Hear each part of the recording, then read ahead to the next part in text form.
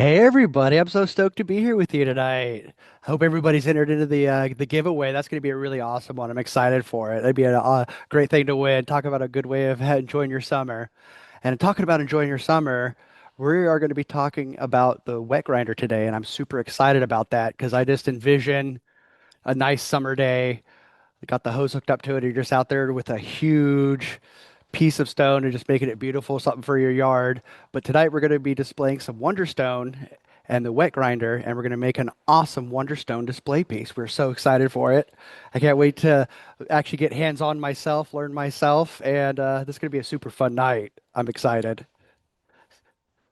All right, we're getting it going here. How How you you doing? doing, Zeke? I am so good. How are y'all? Oh, that's better. How to get the headset adjusted. I know every time I come in, it's like set up for somebody with a huge head, and I'm like, I have a huge head. Who has a bigger head than me? I'm at like the someone had turned off the noise canceling and the phone was on backwards. I was like, oh, there's a total imbalance in the universe. Ah, had to get it right. Had to get it right. I dig Nice. it. Exactly. How y'all doing tonight? That's so good to be with you guys. I feel like I haven't done a cut and chat in forever. It's been like 2 weeks since I did a cut and chat. Yeah, right. You feeling uneasy? No, it just feels like it's been too long, Okay, I dig it. I dig it. I dig it. right? Oh, and Tay's lurking.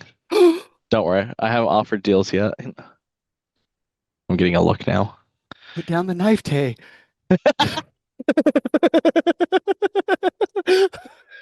Oh man, we're excited to be with you guys tonight. Oh yeah, definitely. Let me let me fix this really quick, and then we'll walk over and get that set up. Out. Come on, you're getting all glitchy on me, getting droopy on me, dude. All I can hear is Sherman. There we go. I don't know why the TV is being funky today. Yeah, we were had a little trouble getting everything hooked up today. Maybe the internet's slow.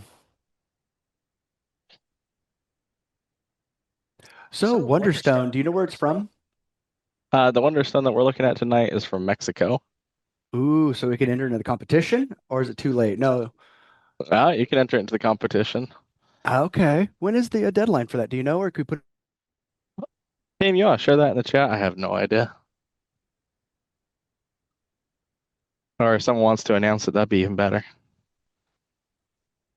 Let's see, let me grab my handy dandy band. We'll So for get set up our here.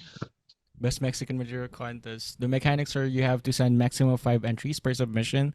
The entries must be the original finished work of the participant, and entries that are purchased or otherwise acquired from third parties are not eligible for submission. No digital edits, and must be your original photo, including your full name, a brief description, and the label of your piece. And you can email your entries to events at hplapidary.com, and a confirmation email will be sent once the entries have been successfully received. The submission is until June 22nd, and the contest date is on June 25th at our Thursday Cut and Chat. The link is also included for the Mexican material list on the chat. You can see it as a reference. So, and good luck, everyone. Oh, How exciting. And just when Marvin says it can't be like third party, like you can buy, like if it's rock you bought or collected, you can still submit that. You just can't like buy something that's already finished and submit that. You got to do the work. Oh shucks, my plan of stealing Zeke's piece and submitting it under a pseudonym failed. It's okay. I was gonna take one of John's agates and submit that. Oh, better idea. But I'd never steal from family. oh, I love that. I'd only kindly persuade them. Team, you want to pin up my camera? This is one that we offered up the last time we did toe actually, and I was like, oh my goodness, nobody took this. It's got such a nice eye in it, and it's Wow. so close to a perfect piece already. For Get it being wet. Get a it wet. contour piece. Zeke invited me to be on tonight, so all of my Himmerin and Han is his fault. Did I do that? Ugh, look, this is why you always got when you're buying rock, you always want to see it wet because that's what it's going to look like polished. Because before it looked like you were showing me a piece of chalk on my end. Now, look at those colors. Look at That's those so colors pop. Kellis. That Kellis. that's a sunset right there. I know Ooh. that's a nice piece. I definitely get a little too used to like expecting what things already look like. So I was like, what do you mean get away? You can already see. All right. Get it You're wiggled in showing a us good your spot spoiled there. side. Yes. Oh, well, let me grab a wrench. We're gonna use the turbo wheel to get this thing shaped because we talk about the turbo wheel doing the contouring on there. Um, but I don't think we covered that last time because we did a flat polish. And I was like, let's do something a bit more aggressive. Oh yeah, this one's aggressive. Are you looking at the This turbo wheel? is I this is our am. turbo wheel. It is available on our website. Is a wet grinder attachment. And one thing I love about this attachment is I do not use it for in lapidary only. I use it for grinding concrete. I use it for grinding walls. I use it for grinding a little bit of everything. I use it to prep floors. I use it to smooth out divots that I'm going to fill in with epoxy, right? Ain't that right, Zeke? Oh my goodness, in the lab here, we spent a week grinding concrete to get this 15,000 square feet smoothed out. Hmm. And I don't think we really made a dent in one of these wheels. No, we did not. One thing about the turbo wheel is it has a ton of diamond segmentation on it. And a big thing is if people know, grinding concrete with diamond kills a diamond centered blade, diamond centered wheel so fast because concrete is so it's abrasive but soft. So it eats away at that diamond. So for these to last that long and still be effective, that's a pretty good testament. Ain't that right, Zeke? That is very true. Where's the enthusiasm? Say that with a little bit more spunk. That sounds about accurate.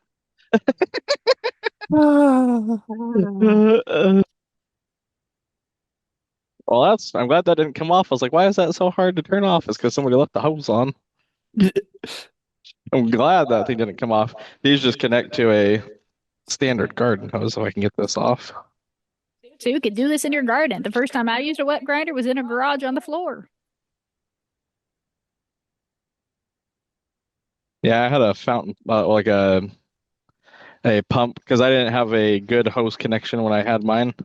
I used a pump that was meant for clearing out floods for this thing, so I got plenty of water flow. A sump pump. Yes, thank you. But it was like specifically for like when your basement floods, you can throw it in there and get a high water flow. Yep, I had a sump. We had a crawl space basement that we'd have to pump out every time it rained too much. All right. Fun fact, Black Widows like nice, damp, warm areas, if you didn't know sometimes. And these wet grinders come with these breakers built into them, so you're not gonna shock yourself to death standing in a puddle, which I think is a good feature. And this is definitely a apron activity. Apron, glasses, and ear protection. Yes. You get the trifecta here. The What is headsets were what's that? are there any um well, Cynthia, I'd send a message to Lizelle, and I'm sure she could help you out. But when you're using the wet grinder, what are some other safety things before we start we want to cover? Well, one of the biggest things is that, especially when you're using a wheel like this, that thing is extremely aggressive. And I did a mistake where I set mine up once to run so I could hold the sphere and preform it. Absolutely horrendous idea. I caught it and ripped off my entire fingernail. Really bad idea. Don't do that. But that means Does it you hear? also want to watch. No, Good. done in my private shop away from people. Good. You also means you want to be really careful. Like if you don't want to be holding the rock like this because that can catch and hit your finger. You want to keep your hands away from that. That's why there's a handle up here. Will you Uh, mutate when you're standing over here? Oh, the last thing I want to touch on for the wet grinder, because I have seen this the most out of pretty much any other use factor with the wet grinder, is people will oftentimes using a wet grinder, and this goes for any wet grinder from pretty much any buyer. You can get wet grinders, they've been around for 50 years. When you're using it, it is involving water. If you get water in the motor, you can get yourself shocked. So the most important part of running these is make sure, especially your water control. You don't want to be absolutely flooding, getting water everywhere, grinding into water. You want to keep that motor as dry as possible and have the water facing down. That is also why there's a little rubber boot on here. All right. Get this started. It is also variable speed on the back there, but you do want to get a good grip on this because it is, when you're doing something so aggressive, it does have the tendency to jump around. And you also want to make sure you're using plenty of water so that, because with a wheel like this, it's not really carrying the water that well. I've And you used notice I'm angle. not, Oh, go ahead. and notice also I'm not just sticking the whole wheel flat on there. I'm holding it at a little bit of an angle and using that edge. So that really helps keep control. I've used angle grinders before, like hole saws and stuff. Does it ever grab and like turn clockwise out of your hand? No, I've never had that problem. Okay. Although it's definitely something to be cautious of because I also have really good grip strength. So I mean, if you're not holding on to it very well, you might have run into something like that. I've never Okay, had that that makes happen sense. though.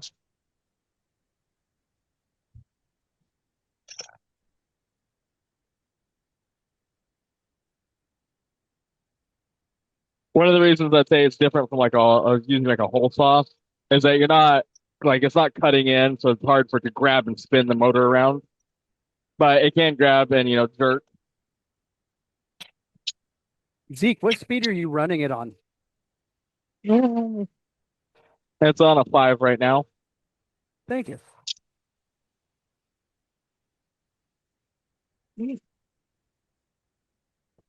Hey Zeke, if you're working on a smaller piece, what's the best way to secure the rock?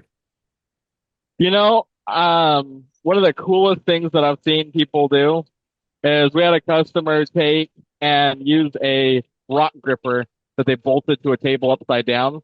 So the prong stuck up like that on the side of a workbench, and then they could tighten the piece down and hold it. Oh, that's great. Somebody else is asking, are those sparks coming off of that? Yes, there are some sparks. Whenever you're using hard metal diamond tooling on a stone, there's sparks. You usually just can't see it in lapidary because you're not looking at the cutting edge. Okay. But if you take a quartz crystal and cut it on a trim saw, you'll see a little line of sparks running through the cut. Like a little light show in there. Exactly.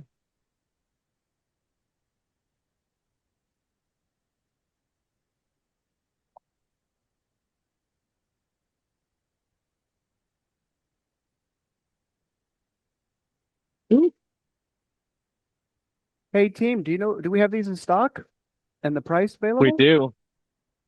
We do All have these right. in stock. They're 267 for the kit. Well, I know we also have turbo wheels. I couldn't tell you the price of the turbo wheels off the top of my head.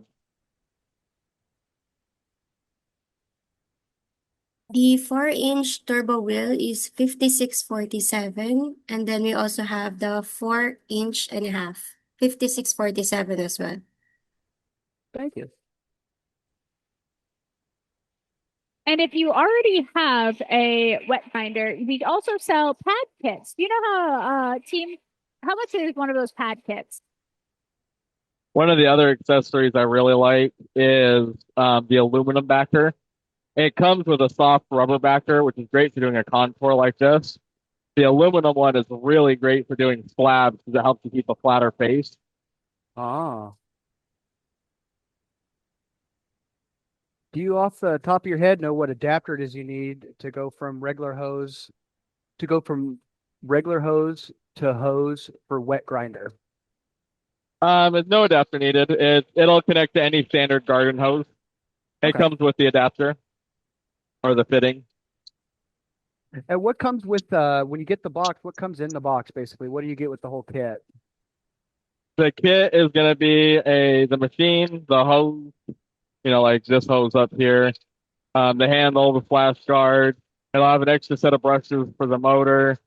Um, if you get it with the pad kit, which is what we have in stock, it'll come with a set of the diamond pads, which I'll show you guys as we get into the polishing.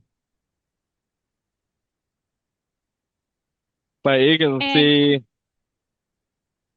how much progress we're making on grinding this very aggressive face down. Wow. and make no mistake, I know Wonderstone looks nice and soft. It is not. Especially not this Mexican stuff. It's very silicated. I know it's one of the few rocks that have got me really good.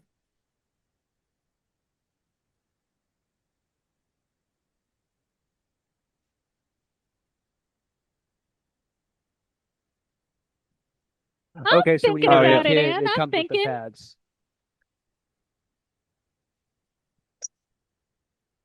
What was that, Cody? Patrick is asking, so it does come with the pads. I don't have to order them separately. Nope. It does not come with the turbo wheel though, which is what I'm using right now. But it come with the diamond pads in the kit.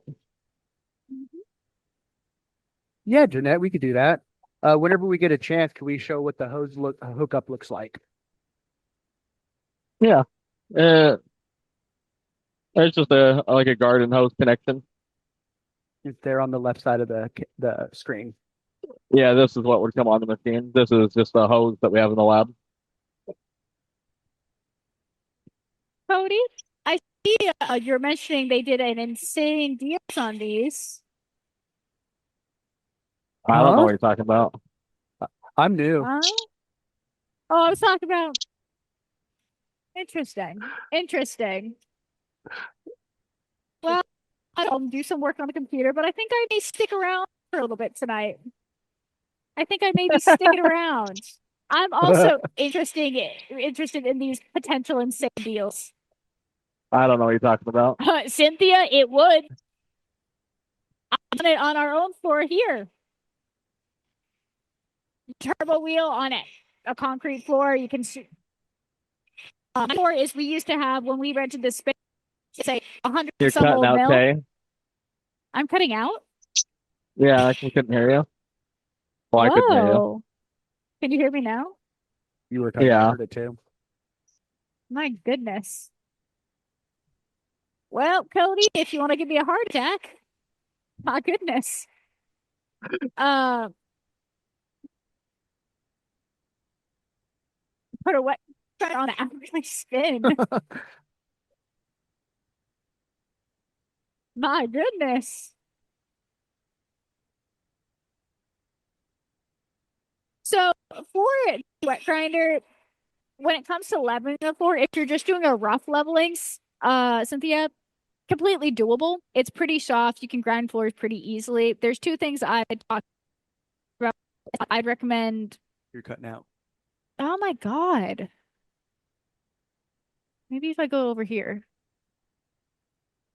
No, I'm just really far away from my computer. How does this sound? Definitely better so far. Yeah. I was far away. My Bluetooth was cutting out. Would you turn the screen a little bit? Thank you so much. You're For welcome. leveling floors and working on concrete, the diamond wheel will work great. A lot of it, when you're like worried about if it's smooth, I'd only use this to really rough out. Uh, Smoothing, you can use the diamond pads for smoothing, but I will say any sort of diamond on concrete will wear out the diamond pads really, really fast because of how soft and abrasive that concrete is. But if you just want to do simple little spot fixes on your floor, this would work. I do it here in the mill.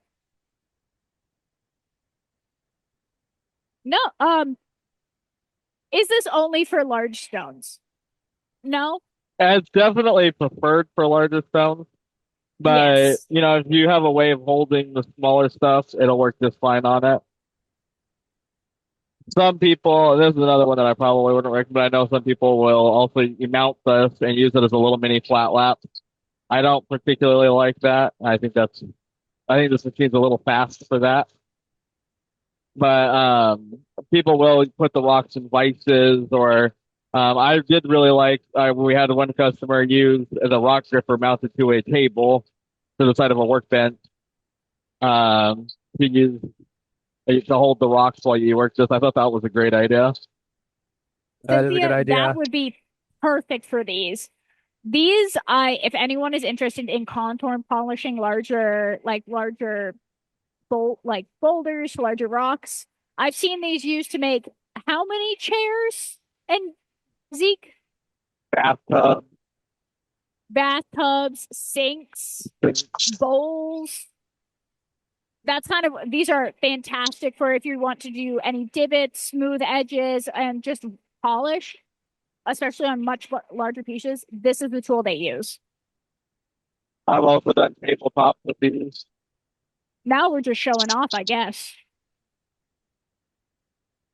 I think the bathtub's more impressive.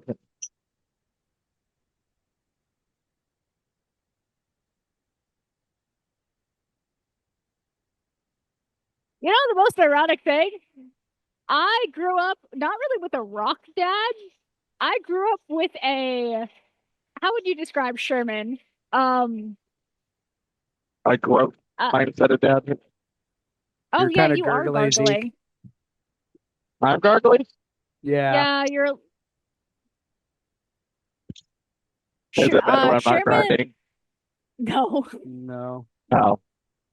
What phone are you using? I don't know. It's better enough.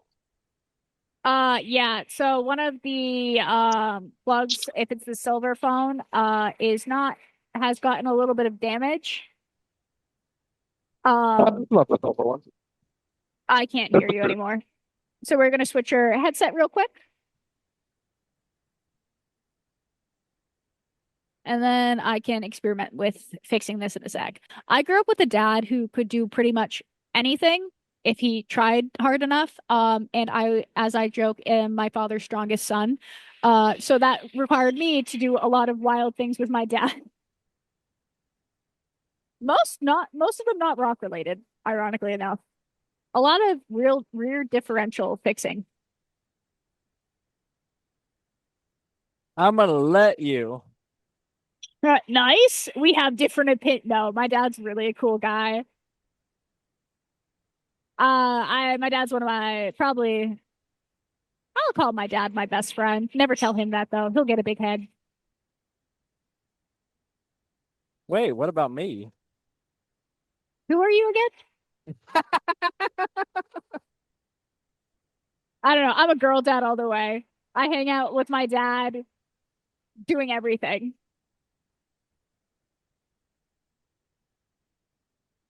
Yes, Cynthia. I'm trying right now. I'm trying to get my dad into arts and crafts. He's not picking it up.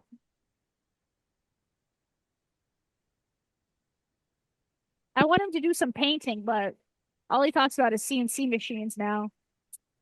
He's lost. Just kidding. He's lost. I was gonna ask what arts and crafts. I just wanted to like paint or something. Like I wanted to do like a cool like wine night with my dad. Although he doesn't drink, he's a dry dad. But I don't know, him and a seltzer.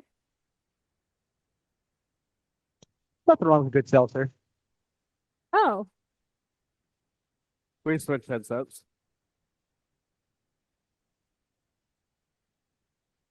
so Cody, I'm unplugging yours. Well,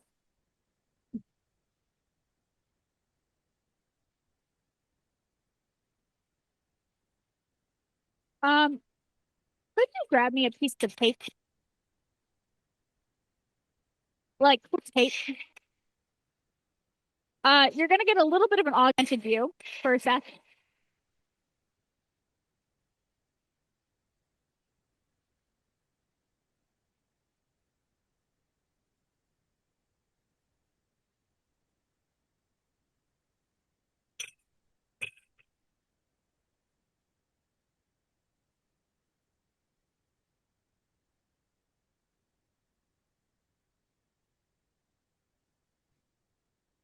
Eh,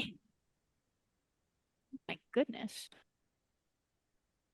I also recommend if you're going to do a lot of this, setting up a system where you don't fill up with water. You can Crazy. see there's a decent amount of mud in there. I know this isn't a flattering angle, but we're doing it in the meantime. A flattering angle.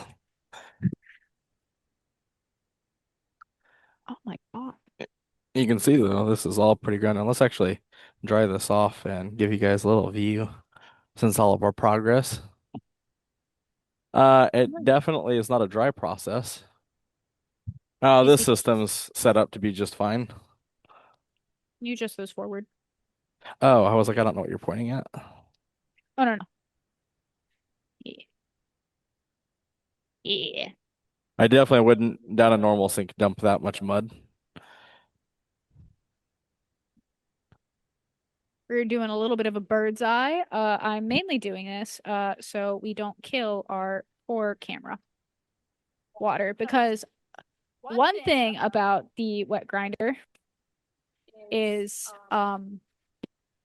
it spits water. Just a little bit. You want to give us a nice close view of this? You can see this is mostly smoothed out. This whole area that we worked right here. I got a little bit of a deep spot right there I still want to get out. But we'll finish that area off right there. And then we can take and do a nice polish across that whole face. This is where I would use the rubber backer and not the aluminum backer because there's enough waviness to it that it would be really hard to polish this with the aluminum backer. But the rubber backer will bend and mold to these grooves, and it'll be really cool because it'll have a nice wavy effect to it. Why'd you look at me? The way your glasses are sitting. What if my eyebrows needed to be protected, you know? My eyebrows. Before you have at it, Zikri, would you address these front ones? They're fighting me. Make it a little wider stanced.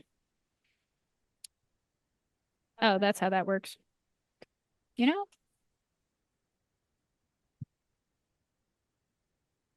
It's a little bit too wide of a stance. There's only so many options. Let's see. I think that back leg's sticking a little too far. Although that works right there. And then before you start, um, so one of the, if you ever want to record your process, because I know a lot of you have been talking about content creation and creating, shooting video, posting on TikTok, which I 100% encourage, especially if you ever want to sell or you even just want to showcase your pieces and show off to a larger audience and get feedback. When it comes to the gear you're working with, a phone is perfect, but for some of these machines, they spit water and stuff. So a little tech tip, if you get a piece of clear packing tape, put it on the back where you have adapters, it will act as a beautiful waterproof shield, and you don't have to stress about this. Ah, tech tips from Tay. I am tech support.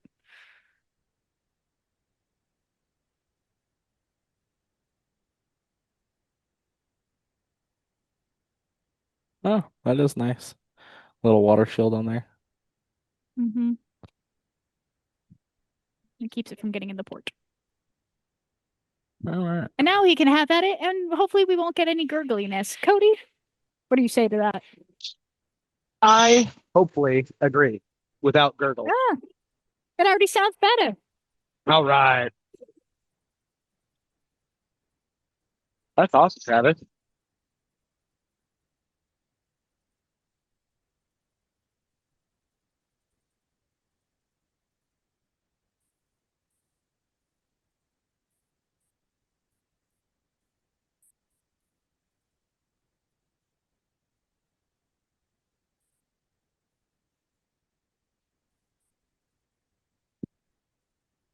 I like how you can just do this in a sink.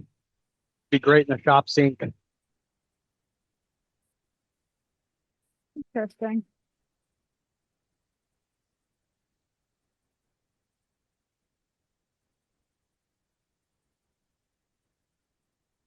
And on some of these areas, like I'm gonna leave that natural, but we'll polish this top edge right here. You picked such a great piece. Now, having the right rock is part of the formula for success. You got to have the right equipment, the right knowledge, and you got to have the right material.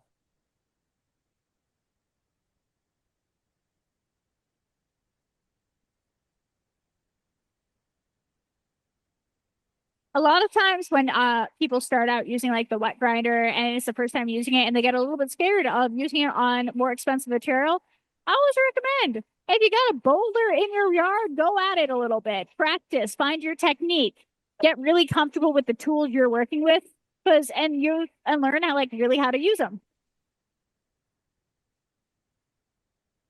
It looked like the Granite splash is a guard was adjustable for left or right hand use too. yeah. Is this a soft wheel stage she's in right now? You can also put like a regular like angle grinder handle on there. Oh, that's nice. Yeah. This is a very aggressive stage still. What is this, like 36 grit? Something like With, that. I thought it 36 to 40. I can't remember off the top of my head. and it's a metal wheel, so it's very aggressive. If you had something that was a soft material, this is definitely not something you'd be hogging off material with this wheel. From the top of my head, it's been a while since I thought about that. The matrix for the other ones are they copper compound? Copper and We do diamond? it. The 30, 50, and possibly the 100 are a copper backing material or Yeah. matrix. I'm trying to think. I know they're a softer metal compound. And then when you get higher up, they're a more of a like they're a poly compound Yeah, that Would you kind or of consider the resin. turbo wheel kind of a roughing wheel? yeah. Yeah. This would be Okay. like having a 30 grit centered wheel. Okay. Oh, Travis, that's a fantastic idea. A lot of people, for our sphere cups to get the final polish, we have, it's the same, function of we have leather pads that are attached to not a diamond cup, but a cup. And we use that to polish spheres. You can also use this turbo wheel for sphere preforming. What we would do for that is take a piece of like plywood and drill holes in it that are a little bit smaller than the sphere preforms. And then you can stick your sphere, halfway down into the hole and grind off the ears, which is the best way to do it if you're doing bigger spheres. Oh, cool. I mean, if you think about like how you'd preform a 12-inch ball, you're not going to be holding that and rolling that on a wheel. It's better to be able to take it to something like this and grind into it. John would probably recommend doing that method for anything like 5 inches and up, I would imagine. Also, you're really going to be saving diamond on your wheels. Good point. Yeah, these turbo wheels are really cheap for how much diamond you're getting. I've never killed one. I've come close, and it was hundreds of spears and grinding big chunks of rock, and doing big boulder contour polishing, and it still had plenty left on it. Jeez Louise. I will say that life is dependent on the user. And it depends how you treat it. If you're, what is it? If you're dry polishing, or dry grinding everything, and you're only dry grinding concrete, this isn't going to last nearly as long as he was saying. It definitely is a use case. Ain't That that makes right, sense. Zeke? That's very true. I always like including that because we do have people who are new or haven't really like looked into like what diamond technology is capable of, how you take care of your tools. And we'll tell them, yeah, it can last forever if you like really take good care of it. Forever is lucrative here. But it can last a really long time. And they'll come back and they're like, oh, well, it did it. We ask them what they've done. So I really like giving us like educating like what is the reality of how you're using it and how that affects the life of the tool. Kind of goes for everything. Well, a perfect example is when I first started learning how to cab, my brother and I ruined a set of 6-inch cabbing wheels in a week where we tossed them out, put another set on, and we clearly didn't learn because we did the same thing the second week. And my dad was like, "I'm going to kill you guys if you don't learn how to use these and make them last longer." And the third set lasted us a year. Yeah. Longevity oftentimes come down to how you use it. That's amazing how much material that removes so quickly. I know that's a lot of material off there. Yeah. What were you doing wrong to burn your cabin wheel so fast, Zeke?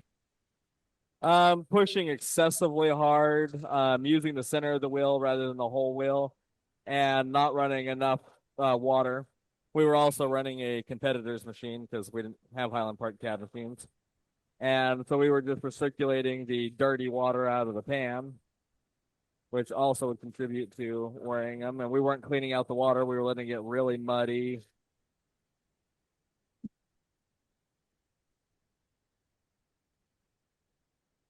Uh, So just about I see a everything you could ghost. do to wear them out, we were doing.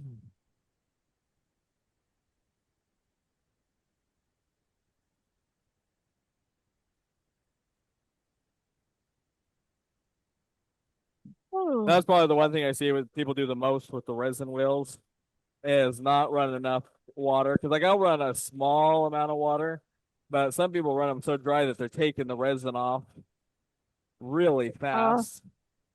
Yep. I have a theory is you never want to see the dry.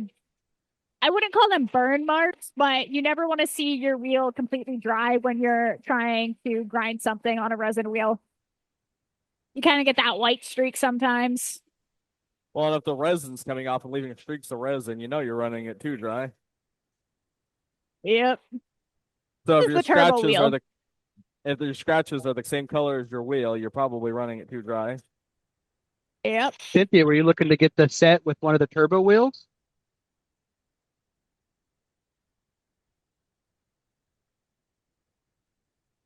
The wheel he's using right now is the turbo wheel.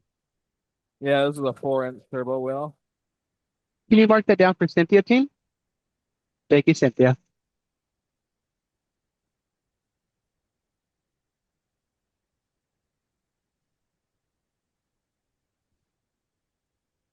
You know what's really nice about doing this? If you do it on a hot summer day, then the cold water feels really good. Although That's literally what I said at the beginning. You know what's I'm ironic? wearing The first Zeke, one of the first times I used one of these was sitting on the dock of 26 in the winter. Oh, no. Yeah, I had to have the door open because I had to drain it out the door. I Go, used to have Cynthia. a heated waterproof jacket so I could do this year round outside. That's all too true, America. I used to make an absolute fortune with this machine, polishing big pieces for people or selling big display pieces.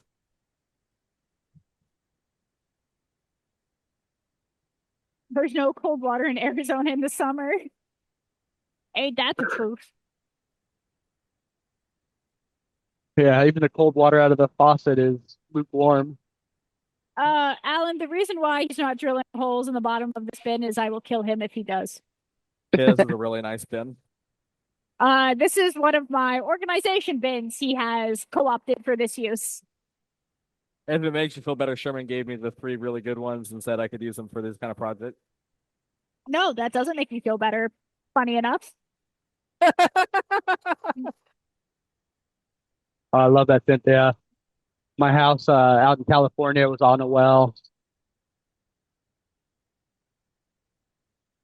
I had to pay for water from the city of Boston. What? I I want my own house someday. I hear you guys tell me stories about well water, have your own property to do stuff. I can't even have a cab machine. My roommate would kill me. Well water is so good. All right, just rub it in. It just tastes better. If that makes you even worse, a memory came up on my Facebook from 3 years ago when I tore down a wall and just remodeled my living room because I wanted to. I asked my landlord if I could paint my room because the paint's peeling, and he You're said cutting no. out. Oh, Oh my God. We heard we need to that. put like a little piece of tape for the Bluetooth where it cuts out. Right.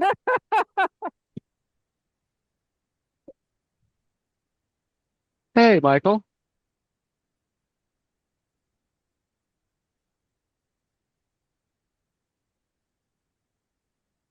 Let's reiterate the prices for the wet grinder.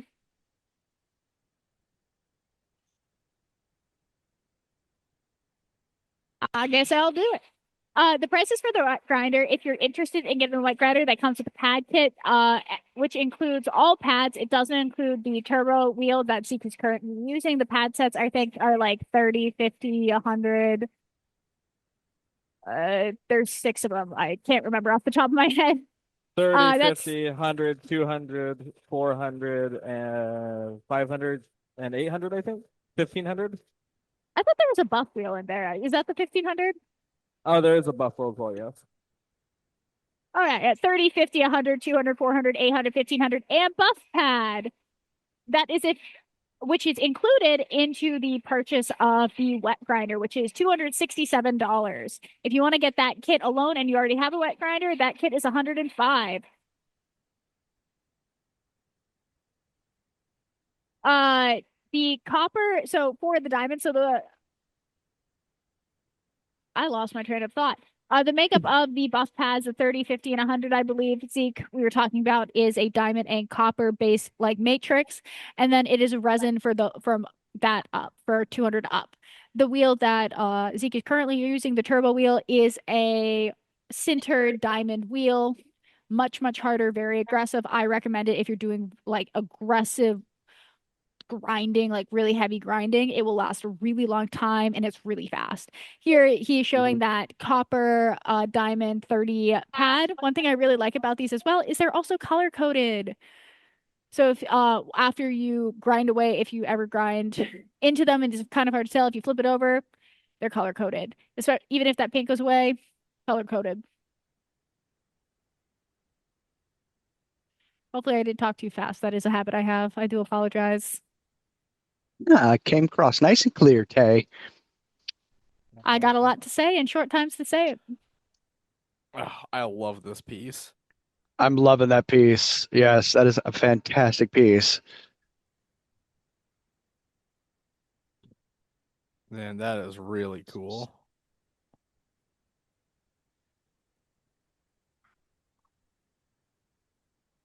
All right, let's switch over and start getting our aggressive grind marks out.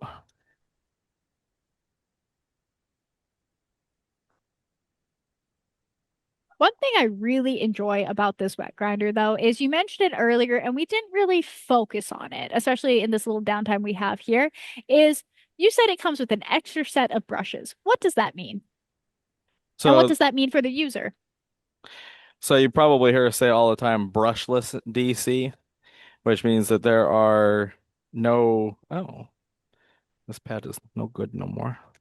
Um which means that there's I don't know enough about motor technology to explain this really well, but you have brushed and brushless motors.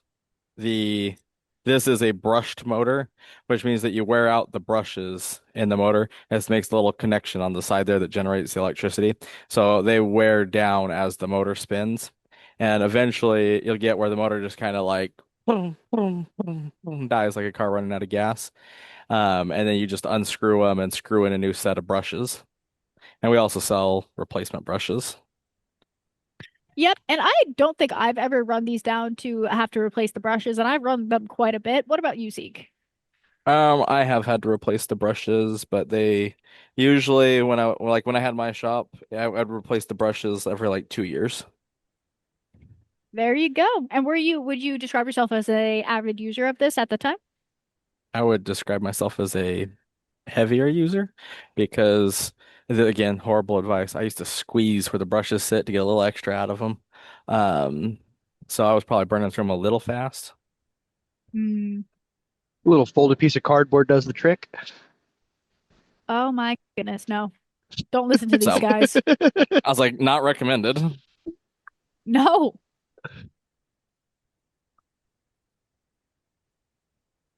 Is the copper disc actually solid copper mixed with diamond or copper dust and diamond mixed with resin? It's a copper resin that they use with diamond embedded in it. That's Wonderstone, Peter. Wonderstone from Mexico. I knew you were wondering.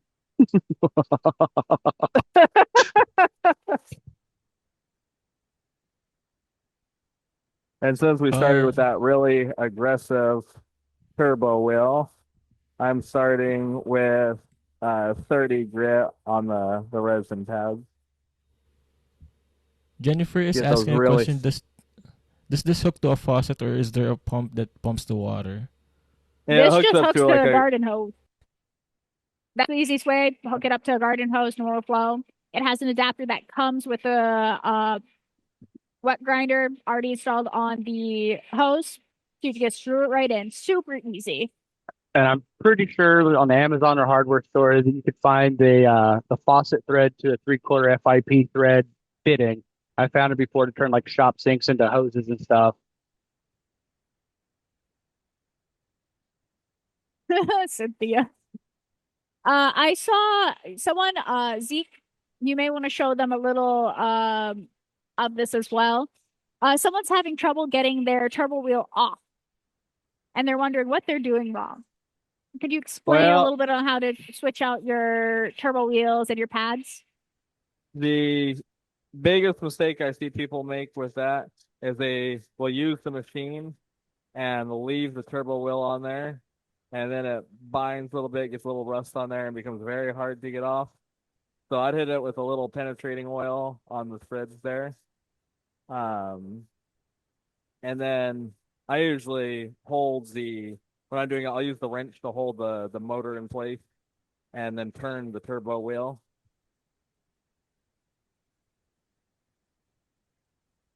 It definitely can be something that takes a good amount of strength to do if you just let them get real stuck on there. Or if you're pushing really hard while you're running the machine, that will also, generate enough force to make them very difficult to take off sometimes. Yeah, I. What are the tools you need to take off that turbo wheel? Just a wrench. Um, it comes with a wrench, although I have a little bit heavier duty of a wrench that I like a little bit more for holding it. Let's see, I just had that. Yeah, this Wonderstone takes a great polish. It is a lot of people think Wonderstone is a lot softer than it really is. Wonderstone is one of the few stones here that have given me a nasty cut. My fault, but me and her still have beef. We'll never forgive.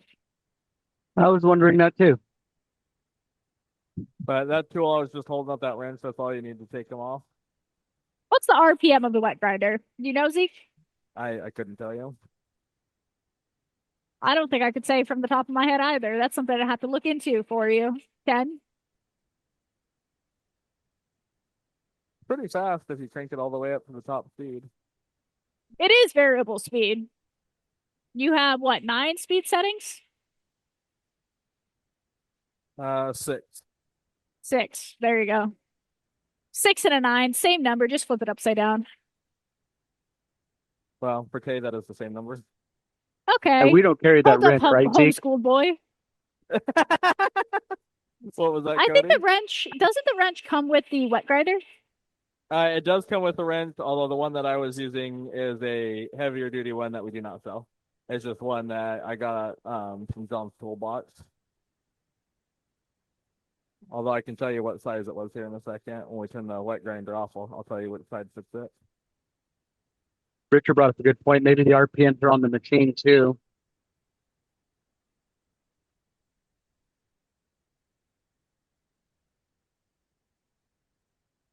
Now I'm kind of curious, would you want the slower speeds more for like a polishing, or would you want it for also the grinding process? Sometimes I'm being too aggressive with the grinding, I'll turn the speed down. Um, Sometimes as I get finer and finer with the steps, I'll turn the speed down to get less hydroplaning. Mhm. I think the slowest speed I've used is with the buff. Yeah, go slower with the buff. I do it a lot by how it feels while it's grinding. Very true. It also depends on the hardness of the material you're grinding too. Yeah, how aggressive the Very soft face is. materials, you don't want to go super, super fast.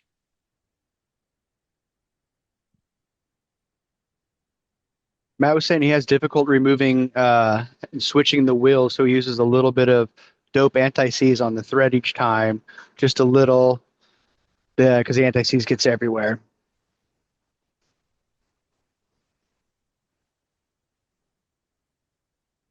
So I'm using I think that's a 15 millimeter is what that's supposed to be.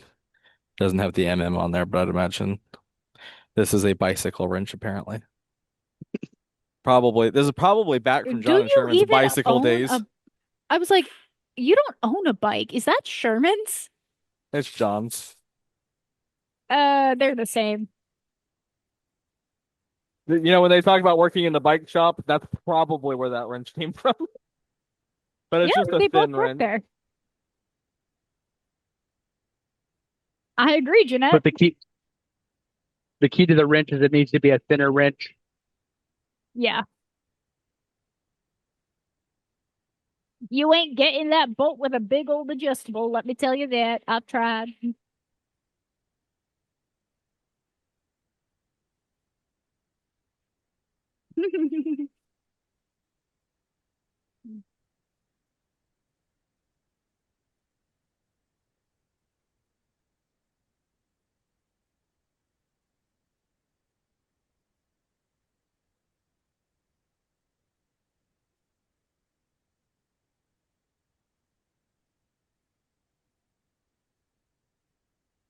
One thing that I said mentioned a little bit earlier, but re-emphasize, I'm not using the whole face of the pad. Even if this is a flat rock, I would not hold it flat. I'm holding and using that like front quarter inch, half inch. I'm tilting it up and just using that edge. And especially on a flat face, if you stick it flat down, you'll get these big circle scratches in there that are harder to get out. Ah, okay. That and I am not like I'm not a weak individual, but my arms, my hands, they're not the strongest they could be. And so if I put it straight flat, that much contact can pull me.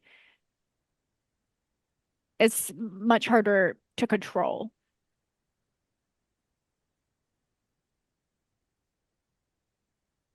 That is also true. You know what, Patrick? Does I'll all the take that. water does all the water come through the center, or is there another area that it comes to, or a squirting area? Just the center of the wheel, Okay. And it's like in which this like is three prong way. How else would you describe it, Zeke? it shoots out in kind of a triangle pattern like that. Okay. There you go. A spray, a three-pronged spray. I could not think of the word. Yeah, we said the same thing, just different ways. No, no, I'm kidding.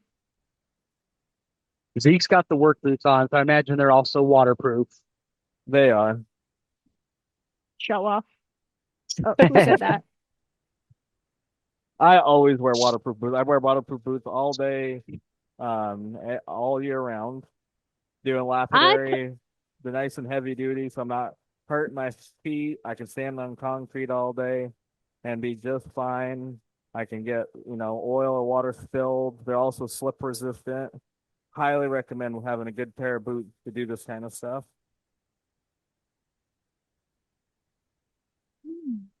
being comfortable is one of the ways that will keep you doing things longer. And finding a pair of boots that you can stand on concrete all day and have dry feet and not slip or not slip as easily is definitely something that will make you do this all day long. You know what I used Peter, to I do lived when it in was really, really hot? Get a set of galoshes, fill them with water. Lovely. Trench foot who? Also, Peter, I've lived in really hot climates, and they make work boots that are designed for hot climates. I think the Danner Coyotes is one that I used to get a lot, but they do make boots just for hotter areas and a little less sweaty feet. Oh, you got the A humidity good down there too. a good pair of socks will also really help with that. People go out and spend $250 on a pair of boots and then buy Walmart socks. Um, some of my favorite socks are alpaca wool. That really help with that problem as well. Help regulate your temperature so much better. Tracy has a great question. What else can you use this for besides a larger rock? Oh, I use it Um, as my go-to tool in the warehouse for any sort of leveling stuff, any sort of grinding. Uh, because of the fitting, you can actually fit on a couple different kinds of grinding abrasives. I talked about it earlier, used it to grind down concrete on concrete floors and level to fill in with epoxy. I've used it to grind down some sharp metal edges like burrs on bigger pieces of metal. I've used it to obviously grind rock. I've used it to smooth down metal surfaces, like cast metal. I've kind of gotten really creative with this.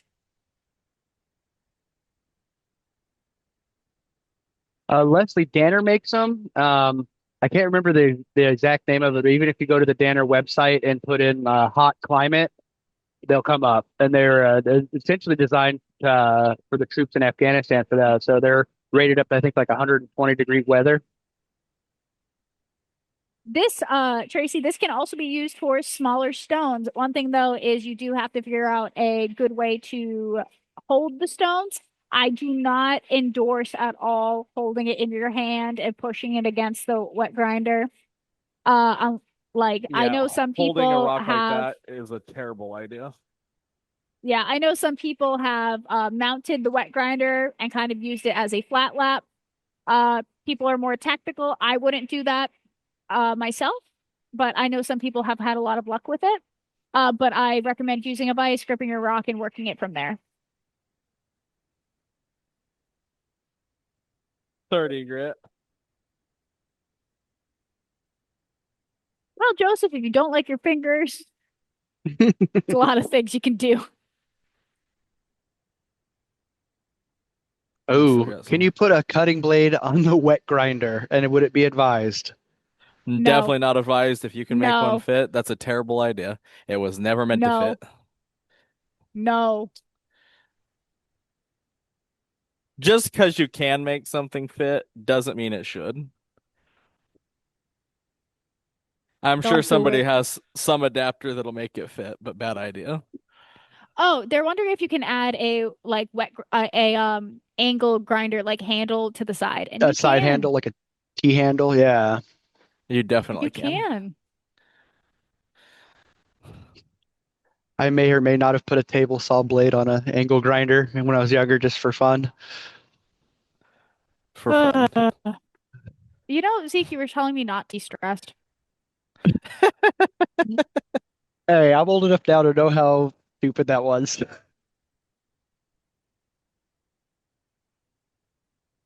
That's a lot of material removed off of that piece. Did we take a screenshot of what this looked like earlier so we can see a before and after? Oh, I really hope we did. I'm sure the team can get one. That's We'll 30 get you grit that on one there day. right now. Lovely. Because at the end, I'd love to show a before and after so you guys can see, like, dang. We should do that more often. That's a really good idea. What was that last grid again? 30 grit. And now we're gonna up it to 50 grit. And then the pads, you just take your fingers, peel off underneath. You can see the water bubbling up out of there. Yeah, it's like Douglas, that I wouldn't call this domed because it's not a like a continuous smooth face. This is what I'd call more contoured, more because it's a wavy face.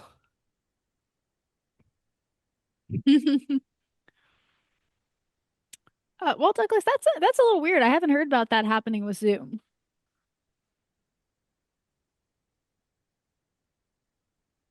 Yeah, I was gonna say The Rock is looking at me. Zeke has this Mad River shear Yeah. in his car that looks exactly like an eyeball, tear duct, and everything, and it freaks me the heck out. Ooh, that's I cool talk about it though. every time I'm in his car when I force him to drive with me to get coffee. Oh, Brett was That is, asking, is there any updates on the RLL 30? oh, we could show that tonight too.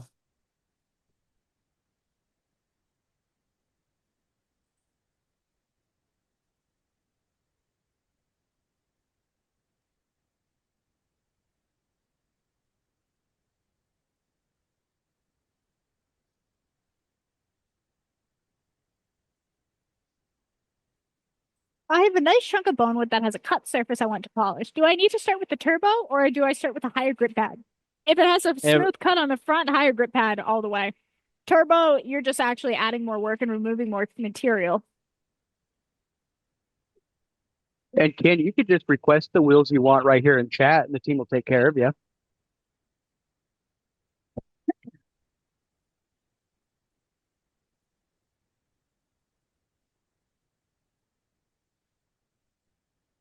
I have a steel electroplated forget that you can cut with the edge. Oh, that's cool. I'll be back. I'll see that.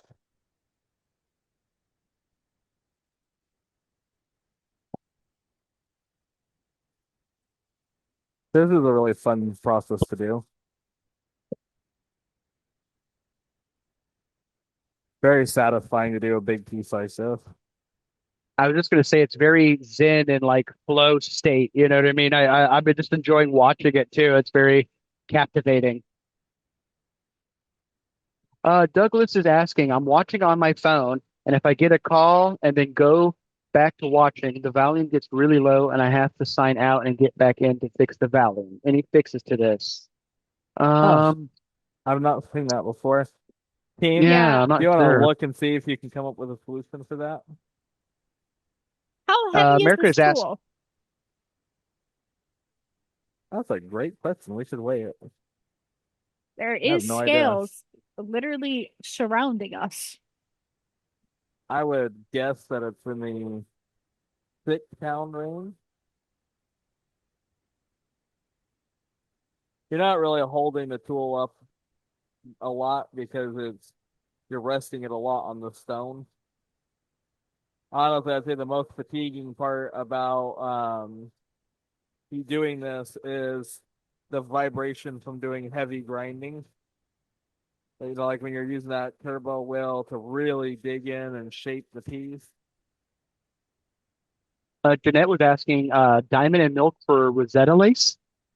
Yes. Get that nice mirror polish.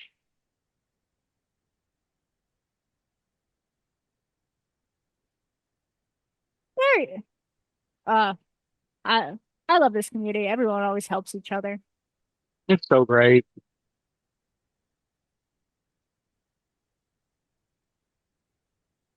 Zeke, did you get that hazy residue after the dry polish in your RL? Only on the one that had a moisture or the gray the like that gray haze on there.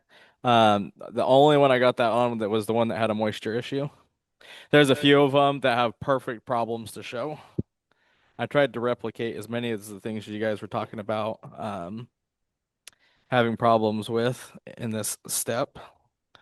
So I think we What have a couple of each different problem, and we and can then talk about how to fix that. for the diamond and milk concoction, what is the ratios for whole milk and diamond that you want for that nice mirror finish? John has not given us an actual ratio.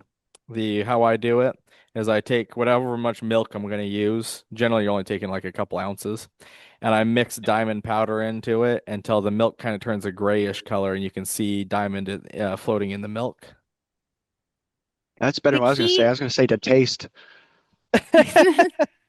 The key for that as well is when you get that nice gray, like you can kind of see the diamond floating in it, that means the diamond has been suspended in that milk. And that's what the milk is. It's more viscous, so it suspends the diamond and the diamond just doesn't just sink. So you get that nice even polish.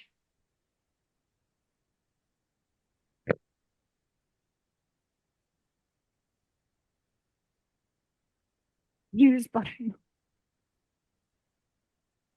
That would smell something fierce.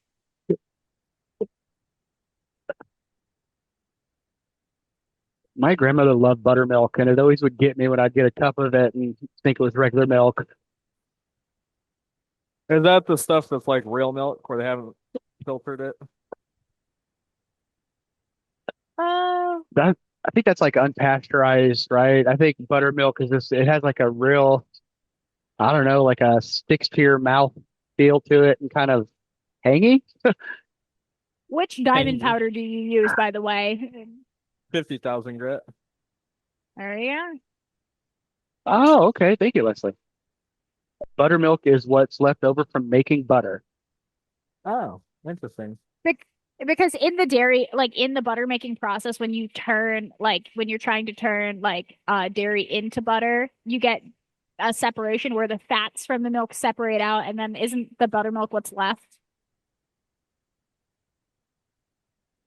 Something like that. I don't know. I've made Yeah, I butter used to like. once with the Amish, and I got yelled at. So, oh wait, no, I made butter twice. Once at Sturbridge Village as well. Haha. Have you guys noticed? I'm taking my hand and rubbing it across it, and especially in these early steps, you can really feel areas that you missed. So, like, I'm feeling like, all right, there's a missed spot right there. There's a little bit of missed spot right there. We do not have the diamond powder yet. Why did I get yelled at by the Amish? Because I was really slow.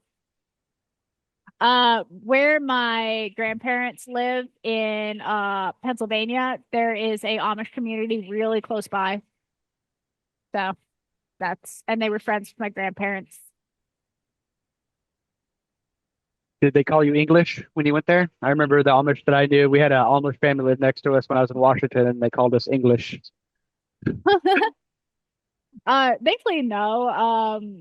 There's also a large Mennonite community by where my cousins live in PA as well. They're all very friendly.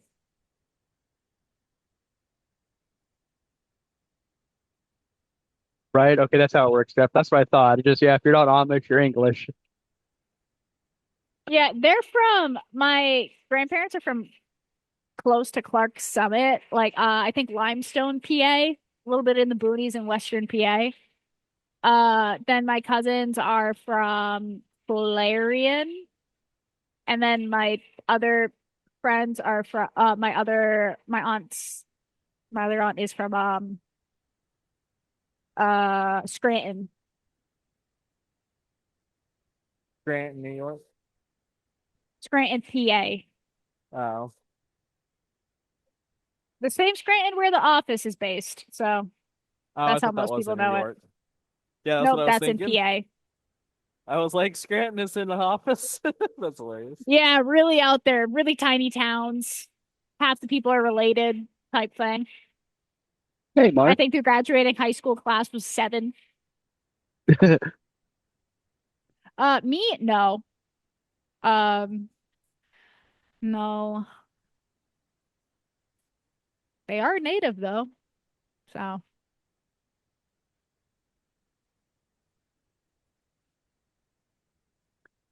I love how all the plates are hook and loop too, so easy to interchange.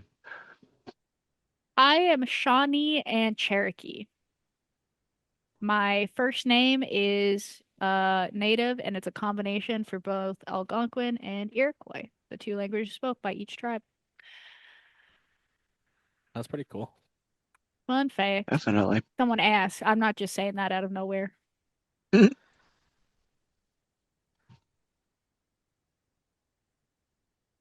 That Ooh, is looking so good. impressive. Putting a little bit more of a porous material, so you gotta let it dry a little bit more. Like right now, it's like, oh my goodness, that looks perfect. But if I look really closely, I can see there's much deeper scratches that I know you guys can't really see because it's still got a little moisture in it. This would be great to like bring over the heat gun and for a second to really look at it and get it up close for you guys to Oh, see. Teresa, that's cool. I love learning where people are from and who their ancestors are. Ooh, why is it looking at me, Zeke? And then Tell it what to grit were blink. we on and what one are we moving to? That was 50 grit. We're gonna step up to 100 grit.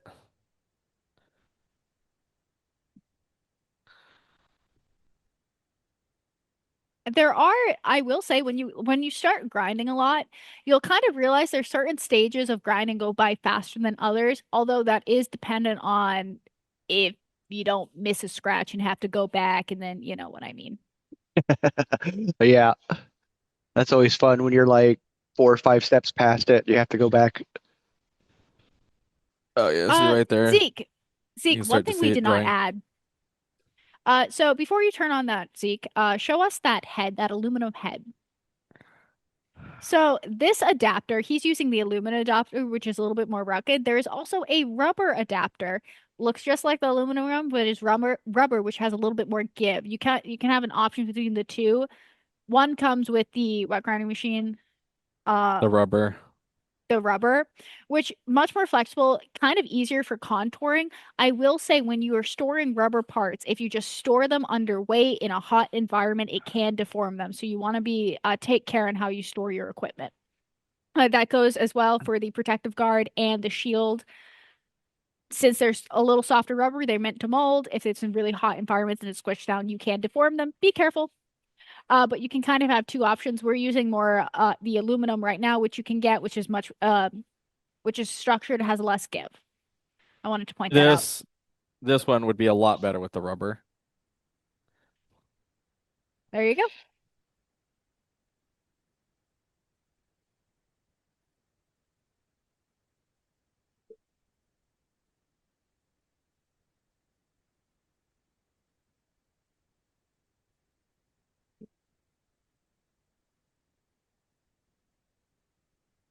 Why don't we change it? Uh, I yeah, don't have a Zeke. rubber one here. I wonder where you could find them. A Hey, mystery. Kay.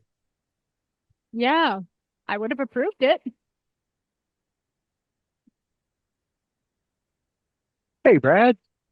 Yeah, because the rubber would be a lot better for this one because you could make it mold to the curve of the stone a little bit as you worked it. This is much a little well, I wouldn't say much more. It's a little bit more challenging to do it with the aluminum, and it will with the how curved this one is. It will take me a little bit longer to do it this way. A question with the 16 saw I bought. Is the blade that it came with good for cutting agates, condors, islands? Yep.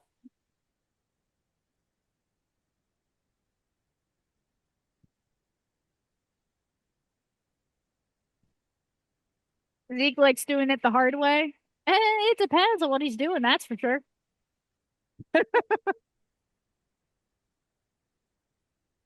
Uh, sometimes I feel such catharsis when Zeke is doing something, he's going really hard. Then we finally force him to change his ways. He's like, "Wow, it's so easy. I was wrong." Oh, like music to my ears. Kay does get the biggest smile on her face when I was like, "Wow, you're right. That was your way is Oh, better." Yeah, he said it again. exactly. Team, clip it, clip it. Clip it.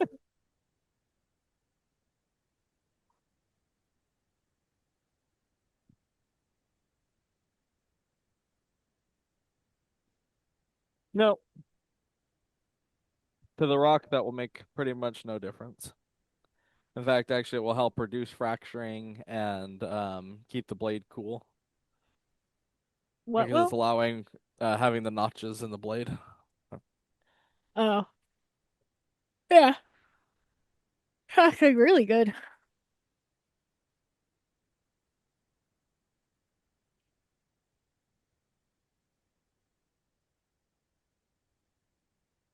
I do love this piece. That thing is coming out fantastic, Zeke.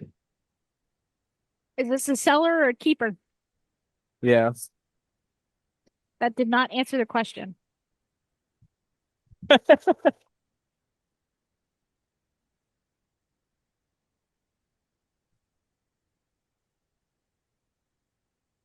I got a question here. Is the stiff backer plate for grinding up to 60, then you switch it?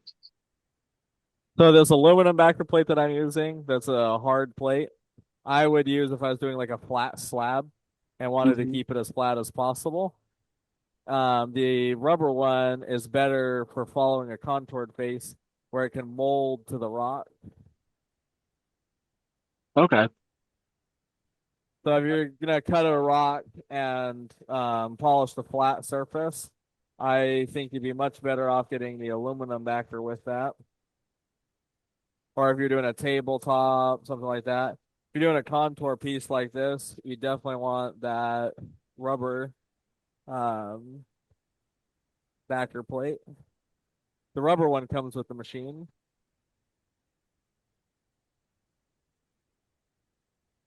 Oh, that's cool, Robin.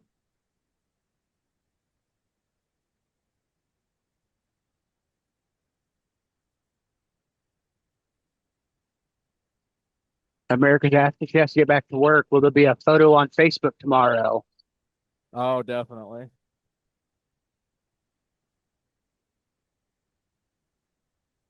Are you in the Rough Rock group?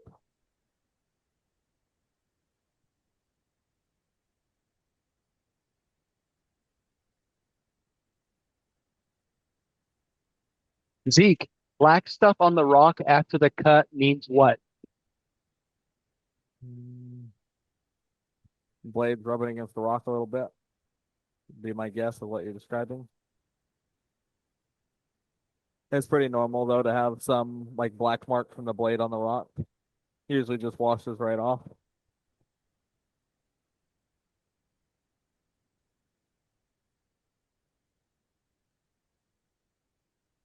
Basically, paint transfer from the blade to the rock.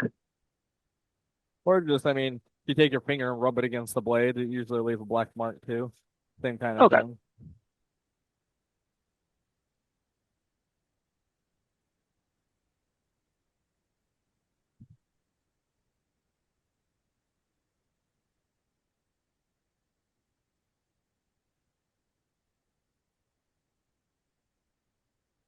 Those colors in that too.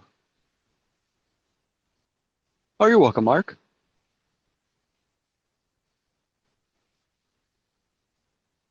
How can you tell if the Wonderstone is from Mexico? I mean, it does have a certain kind of coloration to it, especially with the kind of steel gray you get in the Wonderstone. This particular Okay. Wonderstone, We just got from Mexico, so I know it's from Mexico Those because we got it right from the mine. Nice.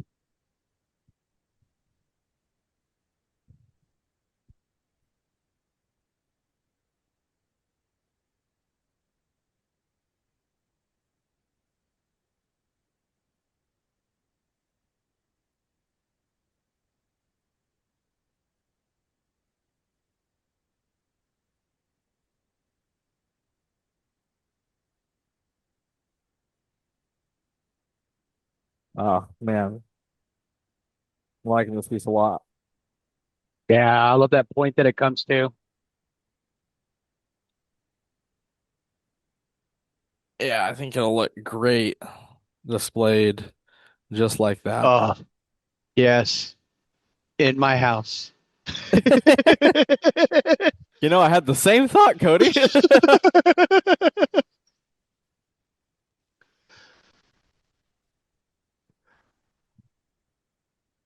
Ringstone, yes. I'm down for a challenge. Let's do it. Oh, that would be cool on a custom wood stand. Difference between this and Hickorite. Technically, they're it's just different locations with different names. Very Okay. similar stone. Hickoryite does tend to be a little bit more silicated. When you say silicated, for those who are newer to lapidary, I'd want to know. What does that mean? Means it has more silica in it. That makes it harder. It's more dense and hard, so it takes a better polish. Oh, How does it affect the cutting? It's a lot harder, so like doing that contour grinding on there would take a lot longer. Or if you're cutting a lot of it, means it's going to dull your blade faster. okay. All good things to know. It's looking pretty darn good. Yes, it is. Now hike that up to the camera for a better peek. Why are you blowing on it, huh? Get it a little bit more dry so you guys can see the scratches in there. I mean, that's still 100 grit, so that's still pretty aggressive. Mm-hmm.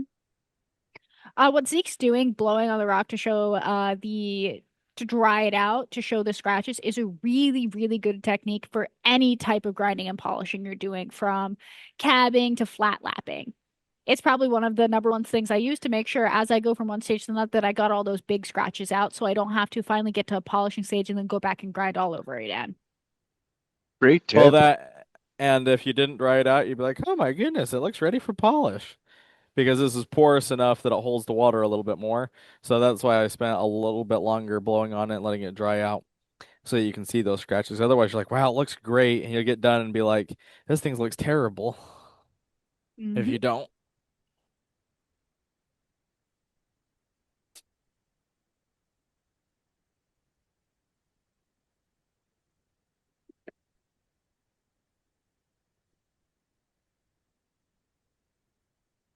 I think me and Jordan have to clean that sink tomorrow. Yeah, there's going to be a decent amount of mud in that trap. Uh, and what grid are we going to now? And what was our last grid we used? The last one was 100 grit. Now we're going to go to 200 grit. All right.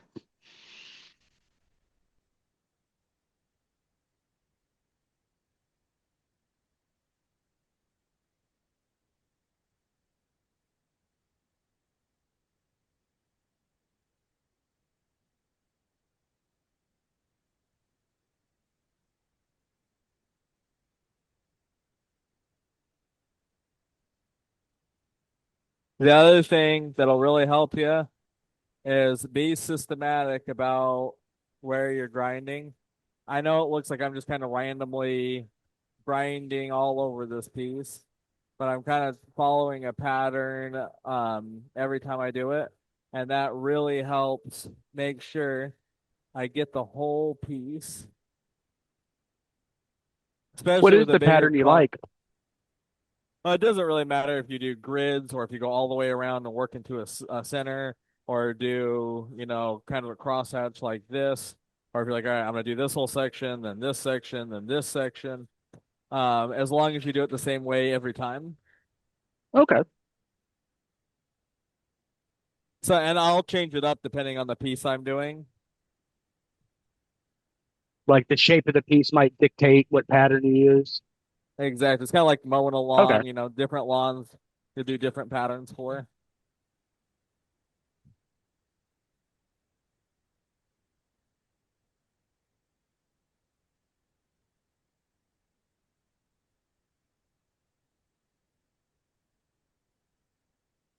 I swear, more and more colors coming out of this piece when you grind it. Oh yeah. Well, the shinier it gets, the more the colors will pop a little bit.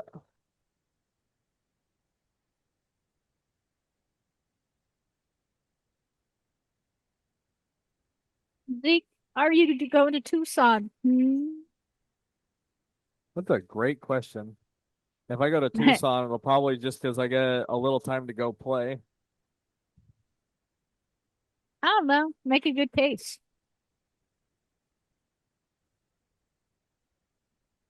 I'll work on it.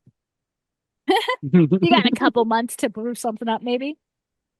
Honestly, with how much fun John's been having, I'm like, I don't want to go to Tucson. I want John to take me over to the rock yard.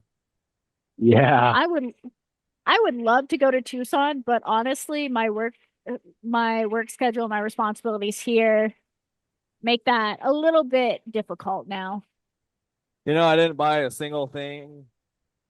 Actually, that's not true. I bought one gag gift in Tucson, and that was it. I didn't buy anything else this year in Tucson. I will say, post-COVID, Tucson has definitely changed. Not Yeah. for the worse or anything, but it's so different than what I grew up with. It's sometimes hard for me to like really get into it as much as I did when I was younger. The thing I miss the most is when Booth I was bunnies. well, when no, well, not that I was complaining about that, but no. Sorry, that was a joke. Uh, okay, that is not a Tay joke I expected. Sorry. uh, is when I was a kid, Tucson did not close at 5 or 6. Like that's when the big shows would close. But then you'd go hang out with all the dealers, and so you'd go back to hotel rooms, you'd go party, you'd go out all night, and you'd be buying rock out of people's trunks, and Yep. that was the best part. And you really don't get any of that anymore. And there's a No, little bit, but nothing like it used to be. I think as well the which I really like in aspects of it's less clicky than it was. What Zeke is talking about is there was a lot of that, and it was really cool if you were like involved in that part. But the one thing that Lapeter has gotten a lot less is gatekeeping. And back then, if Hmm. you didn't know anyone, you couldn't do any of what Zeke just said. That's very true. And so people had very different experiences with Tucson back in the day. It was still a big show, but it was more clicky. And in a way, it was a little bit more dangerous. Now it's just different. It's a different environment. And since I go pretty infrequently due to like just my job and stuff, it's interesting to see how the community Tucson has changed. It is, if you've never been, I highly recommend it though. It is amazing. Well, what's It funny is this last year when I was in Quartzsite in Tucson, or this year when I was there, I couldn't believe how many people were like, yeah, we're never going to come back because we can let the dealers that were just like, we're not going to come back because we can just do it online and do so yeah. much better because we're not paying $10,000 for a booth. That's one thing that has killed Tucson is booth fees. The Well, not reason why even we stopped bringing machines out, I think we stopped during COVID one because no way we could go in COVID, because shipping machines there, but we were paying tens of thousands of dollars, like 70 some thousand just to set up a tent there. And you have booth fees and then traffic. And the worst thing ever that happened is we put in all this time, effort, and the owners of the shows don't even market it. No one knows you're there. that's So no exactly what I one was just shows gonna up. say. And it's just like because there's so many shows, there's like what? 20 different shows in Tucson, something like that. You have all of these different locations. You have the big ones, the tiny ones, you have the hotel ones, you have the Coliseum, not Coliseum, well, yeah, Coliseum ones, you know what I mean? But like a lot of these shows just don't do any marketing and don't do any posting, don't do any banners, so no one knows they exist, and so no one shows up, and you shell out all this money for nothing. That has killed a lot of the vendors from going to Tucson. I know a lot of people who stopped showing up. Well, how many people in here do big shows or have done consistently big shows? Like done Define them big maybe show. five. You done a show where you got 80 plus dealers there and you've done it for more than 5 years. Me. And what you'll find, I think a lot of people can agree on this if you have, is how many of those are the same customers that come to that same show every year? Are you talking about people who've been to the shows, like went to visit, or are you talking about those who've sold at the shows? Sold at the shows. Mm. Like you've done it as a dealer. I know Kurt has.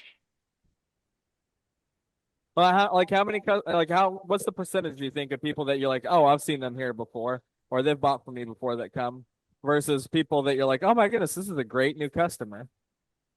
Do jewelry shows count? Sure. Because I think what a lot of people find is, oh, it's the same people every year, or consistently, there's a lot of the same people every year. And that's one of the Hmm. other areas that most people fail in a small business is you're not building your database or your customer base. You're just relying on the show to do that. That's why a lot of them die. And a lot of the reasons, like we don't, that's one of the reasons we don't do shows. It's actually one of the things that John pointed out to me when I was still had my business that I was greatly failing at is that I wasn't building a great database and keeping track of customers I already had. Because there were people that I'd go to a show and I'd be like, oh, I know I'm going to do good at this show because this one person's going to come see me. And instead, I Yep. could have just been like, hey, you want to come over and get first pick? Which is actually what I started doing. Or I'd have, like, there was this one lady that bought a lot of cabs from me. And so when I'd finish a bunch of cabs, I'd be like, hey, I got a show coming up.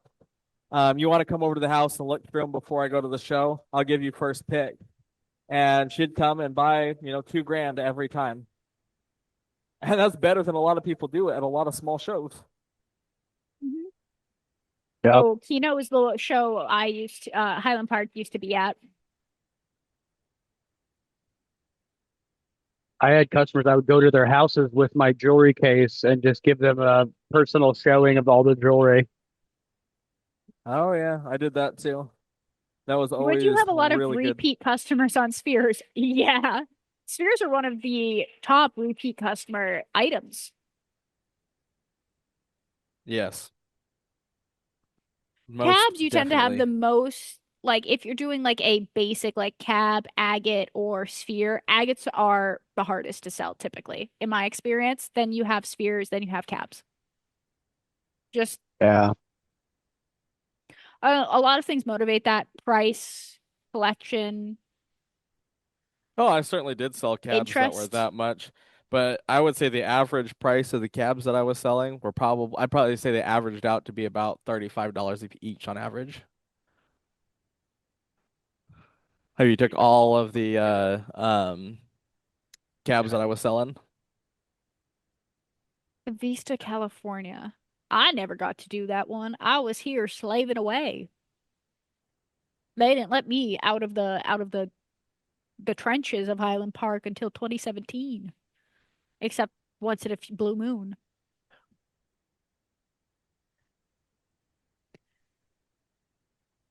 All right, I have a look. Yeah, I actually have slowly started introducing myself to the jewelers up here. A lot of the jeweling up here is less handmade cabs and more bought gemstones, and like there's a lot of wire wrappers up in the Northeast, I've noticed.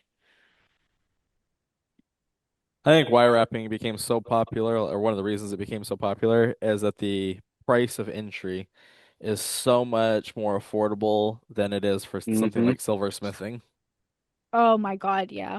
Unfortunately, this is where I talk about if you're really going to do well at shows, you have to get like create something that differentiates you because I see this a lot in like Ren fairs and stuff. You see wire wrapping and you're like, "Oh, that's really cool." And it's the same three patterns at every single tent. Hmm. So you really have to figure out a style that speaks to you and like is unique. Like find your style. Find your voice. So true. Yeah. Yeah, you want to buy from the unique stuff. If you see the same booth selling the same things, it's why I avoid lapidary rock tents, mainly because my sibling never wants to go in them. But if you like see the same 20 stones in all rock tents, why do you go in? You don't even want to go into them after the first two. You need a seller. It's also why unique display pieces help so much. Every show I Yeah. ever did, I had something big, bright, and amazing sitting out that you could see from across the room that would attract people to the booth. Yeah, Something like absolutely. this would be great.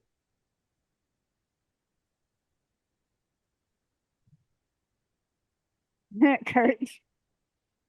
The other thing to determine, that can help you too is decide what your customer base is going to be.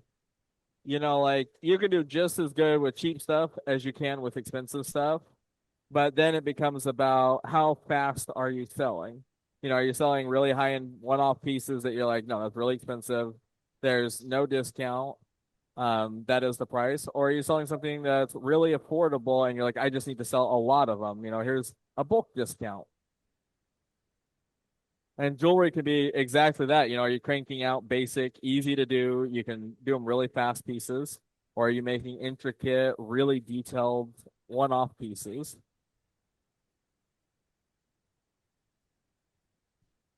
One of the things that always blows my mind is people will have a goal for a show. They'll say, like, let's say I want to do $10,000 at a show, and they have absolutely no idea how much they brought in inventory. I'm like, well, did you even bring $10,000 in inventory? How much do you like? Do you know how much you actually brought to the show to sell?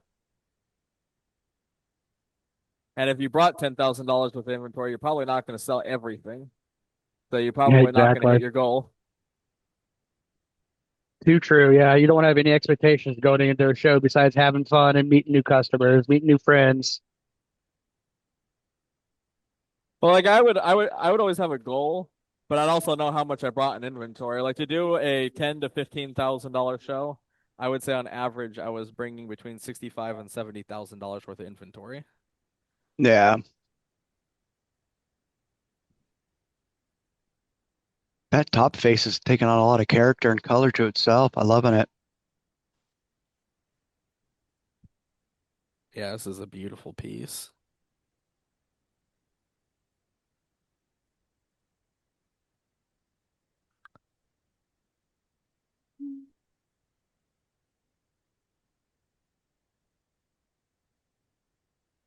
Wiping it down.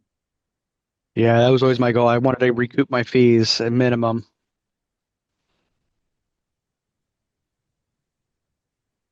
Yeah, shows are good for visibility too, especially if you're getting started. They can be good for visibility, kind of, and also like just market research. What are people interested in? Where do you see people gravitating to, you know? Hmm. Knowing your customers, knowing the market, that's how you really start knowing like what can I do? Where can I find my niche? Zeke, a piece like this, once you finish it, what would you sell this for? Someone was asking. This one, all said and done, I'd probably put $700 on it. Okay.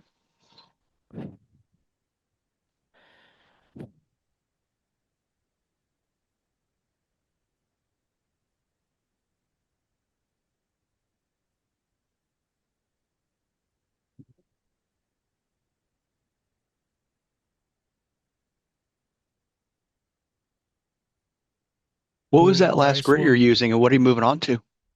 This is 200 grit that we just did. The next one will be 400 grit. so Zeke, while you were working with the Wonderstone, for those who just came in, here are the prices for the wet grinder and pads, so you can see on your screen. So the Highland Park wet grinder with pad kit at 110V is priced at $267. The 4-inch turbo diamond grinding cup wheel is priced at $56.47. For the 4.5-inch turbo diamond grinding cup wheel is priced at $56.47. And for the wet grinder pad set, including 30, 50, 100, 200, 400, 800, and 1500 and buff pad, it is priced at $105. Again, let us know your questions if you have any, and please type a yes in the chat if you guys are having fun and learning a lot from today's cut and chat. Back to you, Zeke. Awesome. All right. Let's see. We got still some scratches along this edge over here, and there's a couple more down here that we'll keep working out, but it's pretty close to done on this step. And that's why you were drying it again. That showed those scratches. Yep, because you could not see them without taking it down. That's the best part about being in the room with us. You can see it live.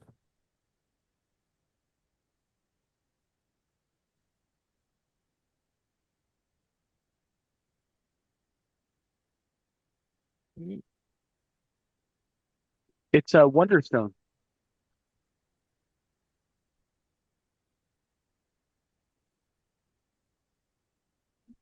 I'm glad you're back, Cynthia.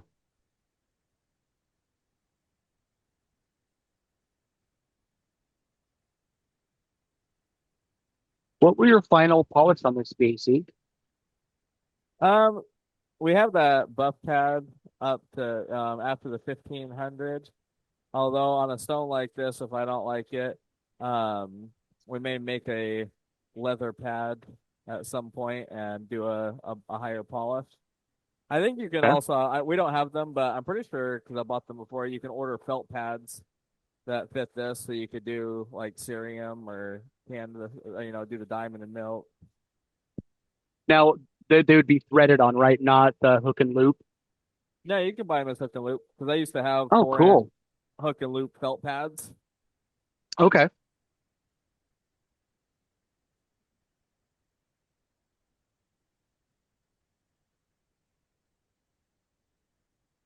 I'm just loving the angles on that side too. That's super fun. It looks like a flow channel, but it's not. But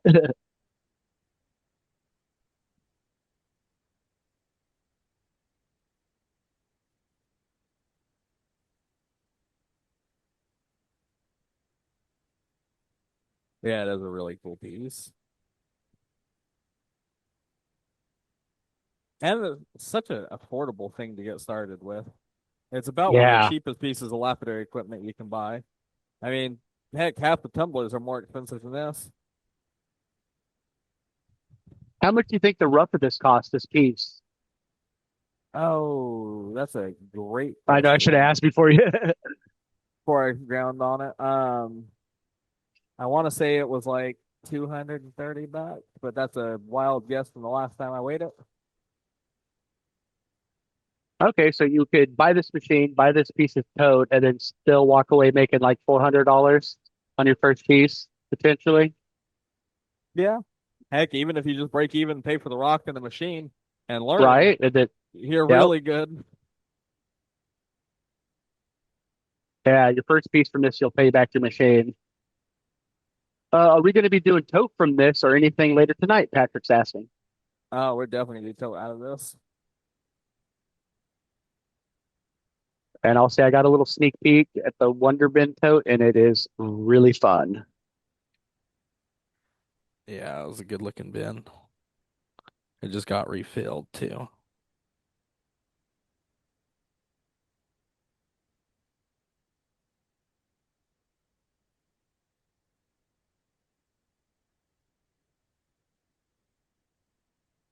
And you were saying this is the 600, correct? Right now we're still on 200. Oh, okay. My bad. Alrighty, my friends. I Yeah. am probably going to skedaddle. Thanks, Tay. Always good to Tis have you tis on. my tis my All right, Kay. time. See you later. Today was a fun little. I like breaking in to the live events. I'm never invited. I just show up. Are we ready to execute our plan? Geeks and if you sleep. Just kidding. A few Just more kidding. minutes. Never mind. Never mind. I guess I'm staying tonight. No, I'm joking. I gotta go walking home. All right, my friends. I'm excited to see what the finished piece looks like tomorrow, and I'm sure I'll be on tomorrow night. I hope you all have a great time, and you know that I know there's a couple good deals of brewing. I'll close my eyes this time. All right, good night, y'all. Thanks, Tay. Night, Kay.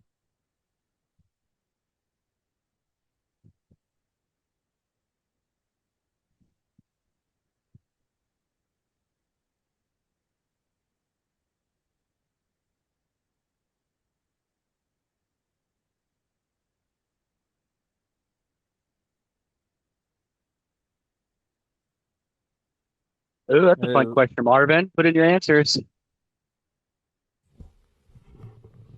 So if you this is guys a know very what type of hypnotic rock one. is Wonderstone, letter A sandstone, B rhyolite, letter C marble, letter D slate. Let us know your answers in the chat, guys. That's actually technically a trick question. Yeah.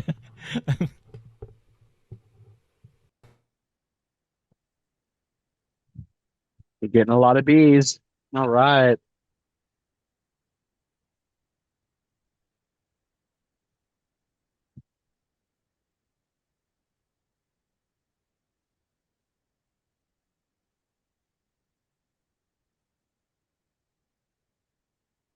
Oh, that's true, So David. Like good for rock handlers making garden decor, memorial pieces, rustic slabs, tables, contoured seats.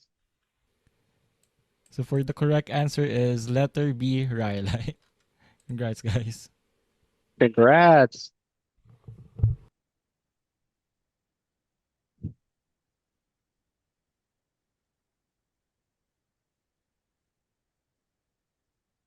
That was fun, Marvin. Thank you. I do like when you guys do those. Yeah. We have more of that. Thanks, guys.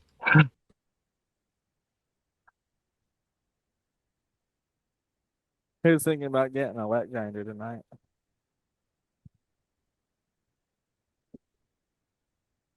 This is a pretty cool machine. It's very hypnotic to sit here and Yeah. grind on a stone like this.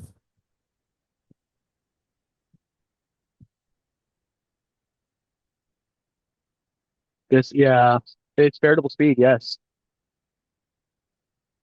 Oh, it's on your short list, Joseph? All right. How's that going, Peter? What range speed? Was it earlier we were saying like 4 to 5,000 RPM, somebody said? No, it's definitely not that fast. Well, I don't Not think that. it's that Okay. Thank fast. you. I mean, I guess it could be, but because it is a really small disc.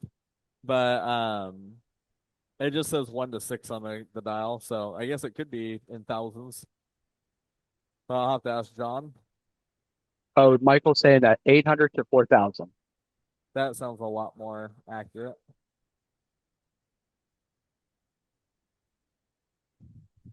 Well, Cody, you got some big rocks that need grinding. We got a tool for it right here.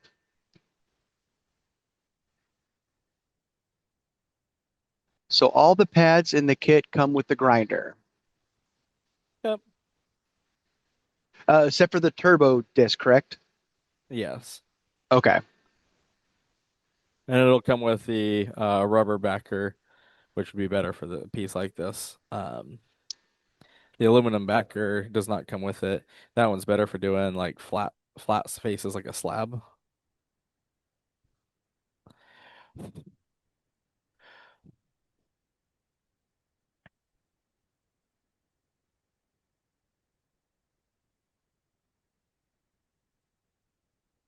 A little window down there is fun too. It is such a cool piece. How much is the aluminum backer, if you know? Team, you want to find out on that?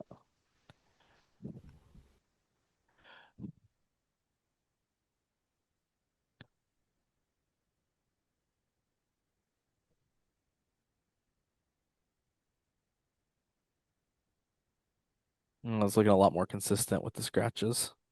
And now with your finger, you're just feeling for any kind of like irregularities, scratches.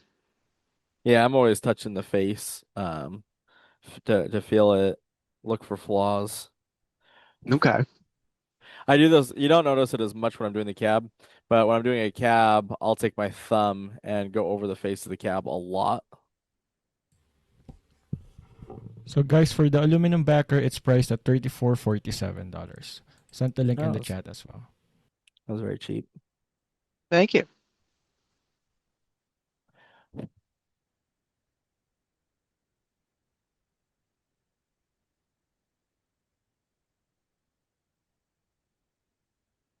Is that a crack in the middle or is it just like a healed line? This is just a line through the stone. It might have been where it Okay. broke and grew back together, but it's not a crack now. This right here is where there's a little bit we didn't get that all ground out. You could take that dead and more if you wanted to take that out, but this is not a crack. Okay.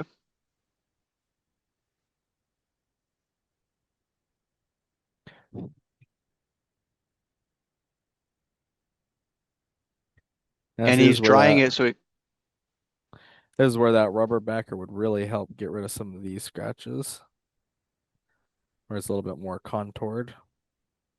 because the rubber would basically just match the contour. Yeah, Okay. it'll bend like that when you do it, whereas Okay. the aluminum one is going to be more like that. So it's nice to have where it kind of molds to that face. Okay.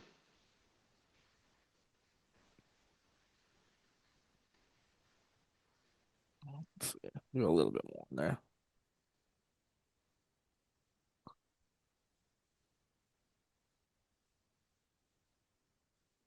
And we're staying with the 200 still? Yeah, Okay. because when we get them out here, it'll look good. But if we wait until, later when we're like, oh, I wish I would have gone back, then it's a lot more work. Okay.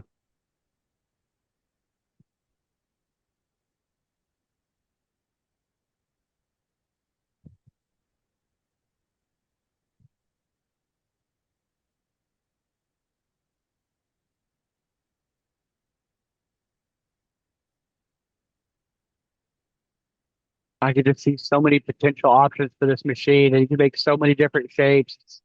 The options are just endless, it seems like.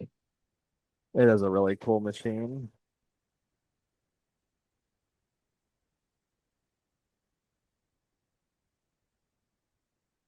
That's hilarious. It would make a nice ball.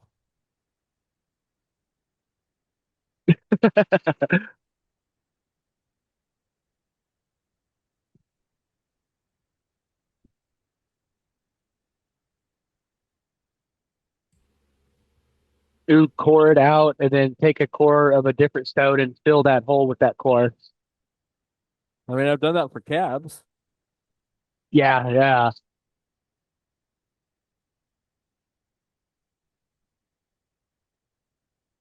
Is that somehow like in Tarsha when you're filling that?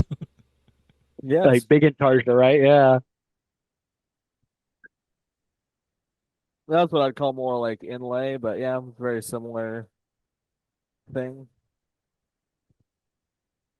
Yeah, definitely getting a Dragon's Eye vibe. That's why I like this piece so much.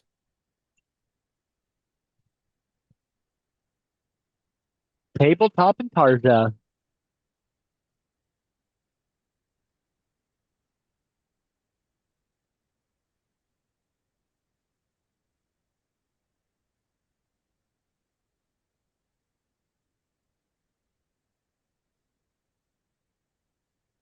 BCG, I love birds, so I was kind of seeing like a bird head or a bird eye myself too. I see the chicken now that you said that. Jeff is saying it's almost big enough for a Zeke bolo. It's getting there.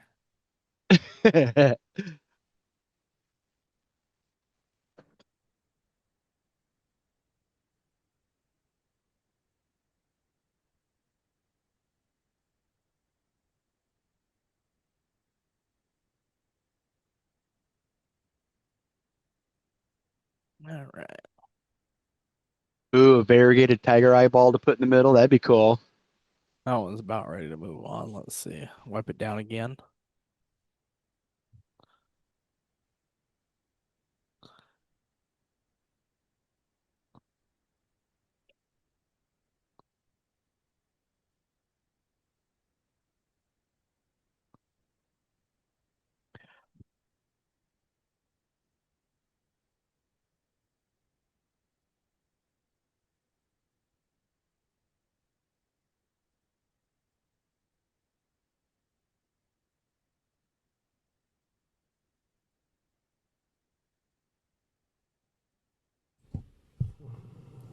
Question from Corey: Do you have any favorite type of stone to work with the wet grinder? I don't know that I have a favorite. Probably the thing that I've done the most because I lived in Utah is I'd take big chunks of the honeycomb onyx or the aragonite and do big face polishes on them. And a question from Jennifer: If you wanted to polish the whole thing, is that one thing you would want the turbo disc for to smooth corners and sharper pieces? Yes, that's exactly right. All Oh, right. that's a Cody, hard what is question. That's a hard question. I feel like my favorite stone changes often. Uh, but go fallbacks are always like opal. I love turquoise. Um, probably opal and turquoise have been I've worked with the most. So maybe just by that result, that's my favorite. My favorite thing about having a favorite is that I don't actually have to pick a favorite because I like all of them so Right? much. Exactly. How could you pick a favorite kid? And we're going from two to four now? Yes. All right. For most rocks, just doubling the grit is a good progression. Petersite's great. So's Moonstone, Labradorite. What other favorites do you guys have? Put them in the chat.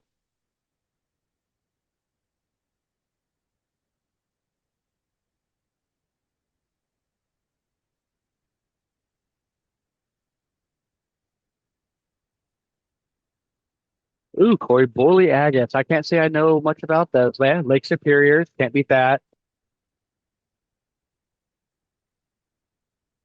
Oh, thank you, Michael. Good tip. Yes, dendrites are awesome. Tiger Eye, can't beat it. Yes, James. Yeah, I like rocks too, Ed. Ooh, Mexican Fire Agate. That's yeah. I've actually went and rock hounded for that and out by Quartzsite. Chrysocolla. That's the first stone I ever cut. Ooh, yeah, Moss, Sugarlight, another great one. You guys have a great taste, I must say. Tourmalines are also one of my favorites. Oh, yes, I love a good tourmaline. Tourmalines are very popular. They're all my favorite except peridot. Okay, that's fair. Yes, Petwoods, Turkish Limpcast. Moss agates are always a lot of fun.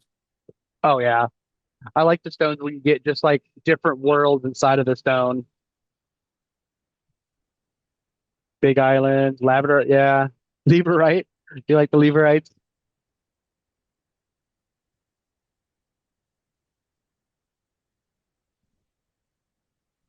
I know people that they love the rejected stones because they feel like the stones, no stones should go rejected. That's the Uh-huh. favorite ones. Every stone needs a home.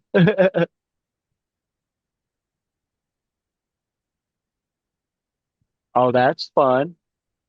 That's fun, James. I love a good suit agate. Yeah, that's funny, Kurt. Oh, thanks for the link, Michael.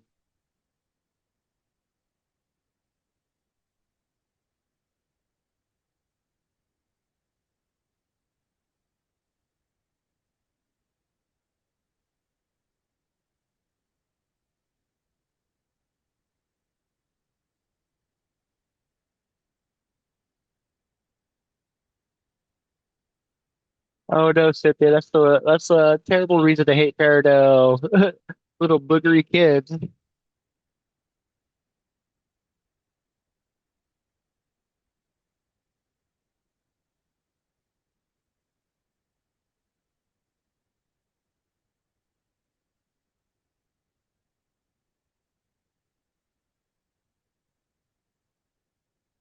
Oh yeah, John, are you gonna post a picture up in the Facebook group?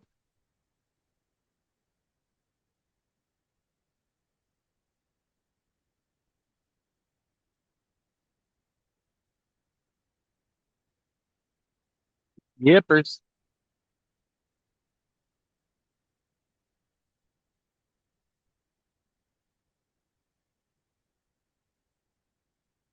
Rock the box, crystal bugs, yeah. Ooh, coconut agate. I love the name, but I can't say I'm familiar with the actual stone. It's something I'll have to check out. Right, John? Yeah, it changes every day.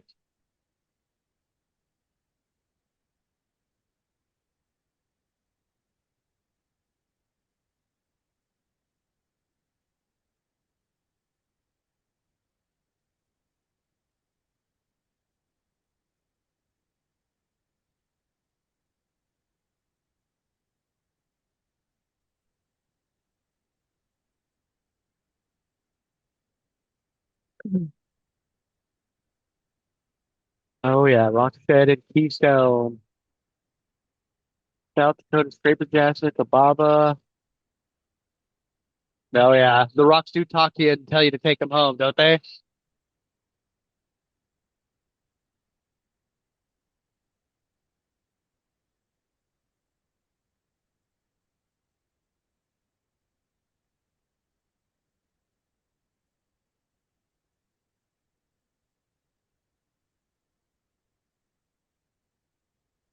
Yeah, I'm gonna look up these coconut agates.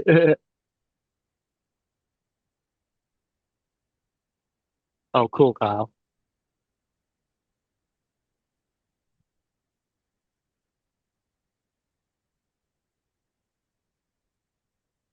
I know whenever I do go to like a rock show or a mineral show, I always just make sure to bring cash. For one reason, you could potentially get a better deal. The second reason is I'm only going to bring as much as I could spend because if I bring a credit card, I'm spending everything. Yes, Lily, that is our wet sander, and we are shaping and polishing a beautiful piece of Wonderstone.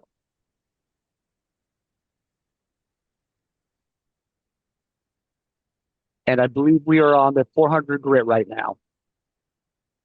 We are.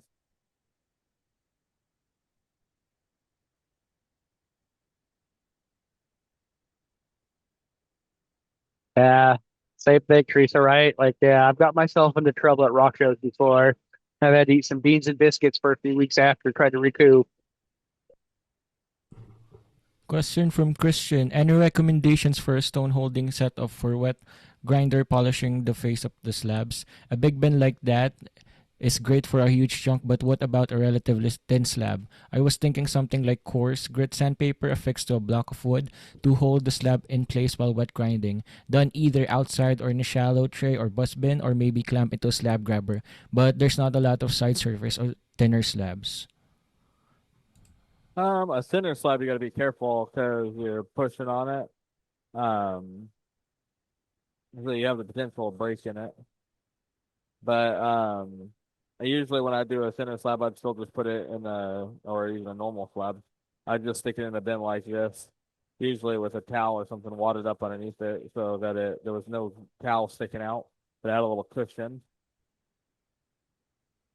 This might be a weird or maybe something that wouldn't work at all, but you know, like those rubber bath mats that have the little suction cups on the bottom and are kind of like tractiony on the other side. Would something The like that silicon work? mat, Yeah. I can see that working. I've never tried it, but Okay. that sounds like a good idea. Okay. So you So can you can polish small polish. slabs with. Sorry, Cody. No, go ahead, please. I know. Laurie was just asking if you can polish small slabs with that. The smaller and lighter the pieces, the more challenging it's going to be, unless you have a good way to fix it. But yes, you can.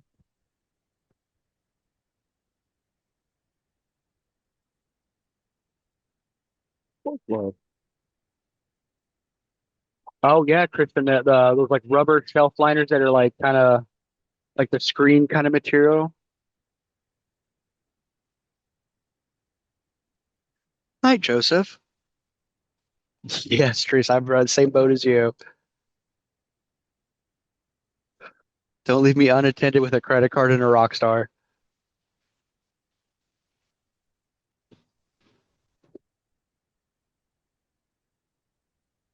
From Carl, what about using some of that non-slip drawer liner?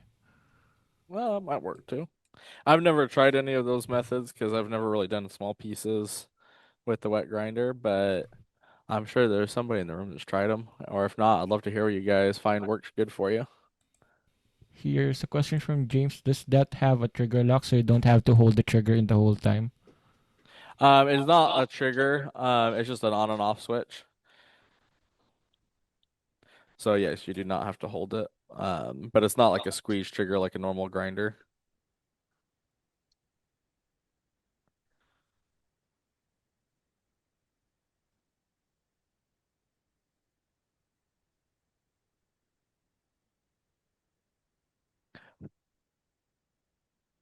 Oh, it's already looking so much better.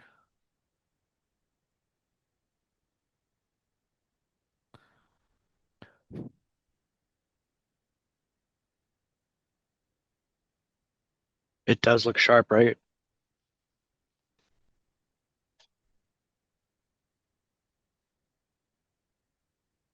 What about a flat lap for smaller pieces, especially slabs?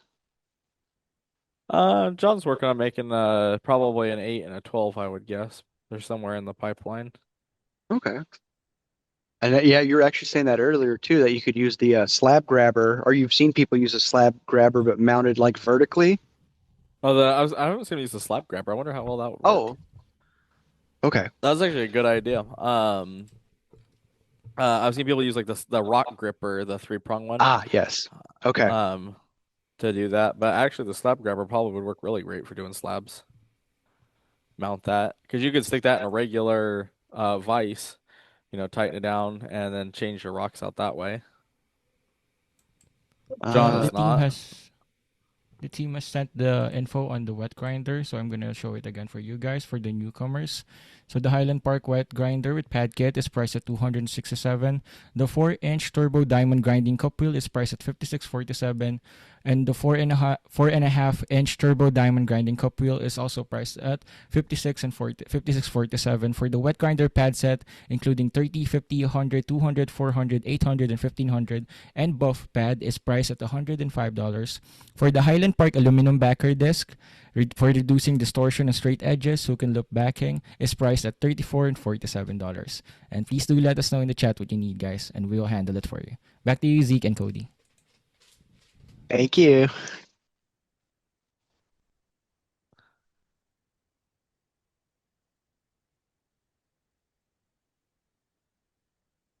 That's nice. We still got some areas like right there.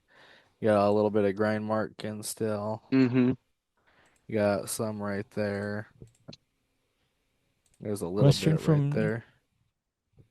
Question from Cynthia. I have an old grinder that is mounted vertically and has a vacuum attachment. Any guesses what that is? The motor worked, so I paid about $30 for it and a bunch of pads. And it's so like you got the motor with the shaft coming down and there's a pad right there. It's kind of a grayish machine that sits up on the bench. I think it's an 8-inch disc. Exactly. Sounds like a Richardson Ranch dry polisher. So Zeke, what is the advantage of the 4-inch versus the 4.4.5 inch wheel? Sorry. To me, it makes absolutely no difference which one you use. I was actually earlier when I was grabbing one, I was debating about it because I was like, I need to ask John because I could not think of any reason to get one over the other.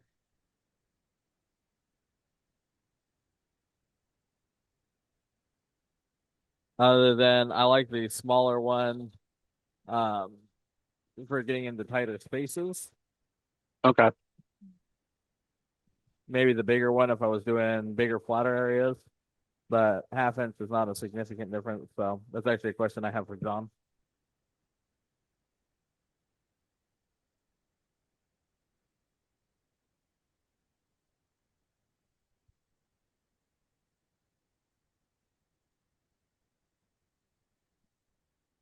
Like honestly, if I don't take it out of the package, I don't even think about which one it is. They give me a 4 or 4.5, I'm using just the same. Okay.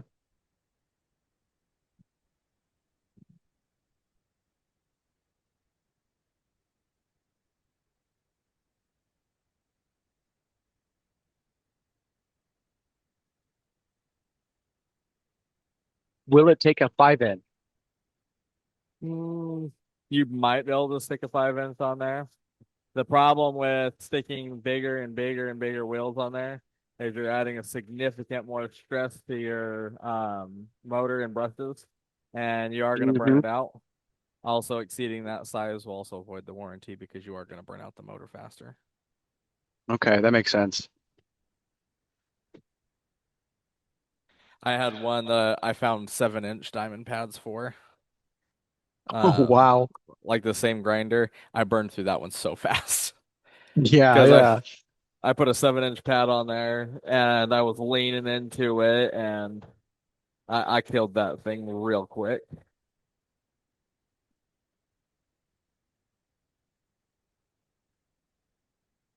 Seven inch. That sounds like a floor polishing machine almost. It was great for doing big flat slabs. Oh yeah.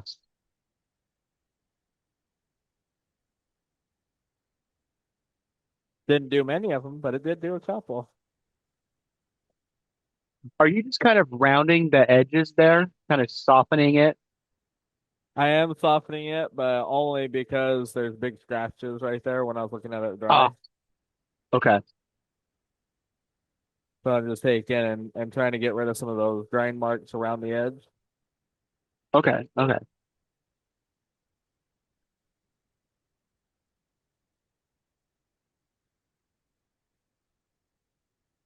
And with Wonderstone like this, there's potentially color and design and swirls and everything on every square inch of this piece. So you could grind all the sides and have every side have a different piece, right? With Wonderstone. Yeah, because the way the banding works is different angles and different depths are going to give you a little bit different patterns. Okay. How close together the rings are will also affect that. Okay. I think for this piece, you're looking at what would be the best pattern based on here. Yeah. Yeah, let's wipe this down again and check it.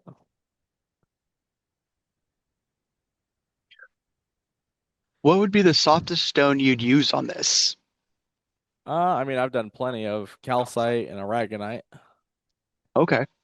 so that's pretty soft. Like, what grit would you start with on a softer material? If I'm doing a flat face, that's you're gonna cut slab on like a calcite or aragonite. I'm gonna start with Hmm. 200 grit, Okay. and that's still gonna grind really fast. Yeah.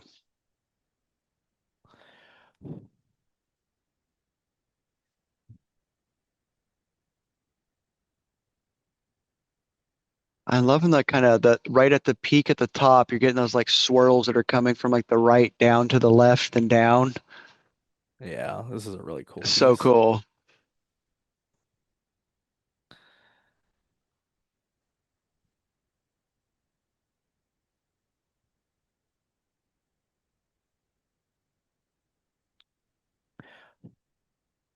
This one would also look really good standing straight up in a metal stand.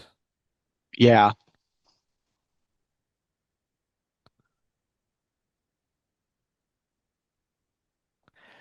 Like I would can see like a wrought iron kind of metal work with like a screw down like pinchers that like screw in and hold it like a specimen piece, but real big.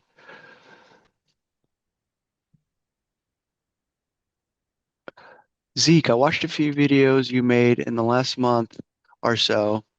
No wink in some of them, Oh, boo. but they have noticed your weight loss journey. Thank you. I appreciate that. You I are definitely uh putting the time. I weighed in at 205 this morning. Congratulations. Thank you. Yeah, that's a pretty significant drop. When I started at Highland Park, I weighed 243, and the beginning of the year I weighed 225. Nice.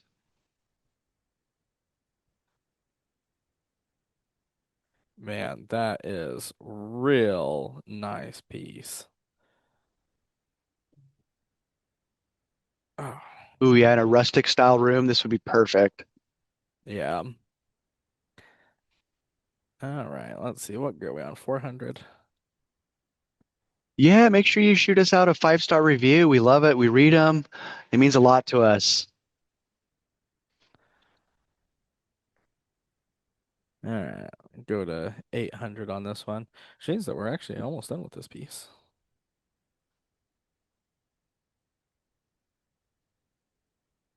No, John is not working on a brushless grinder, correct? Yeah, I'm not. It's not on the current roadmap of project because this one's already affordable, works really well. Brushes are cheap and easy to replace.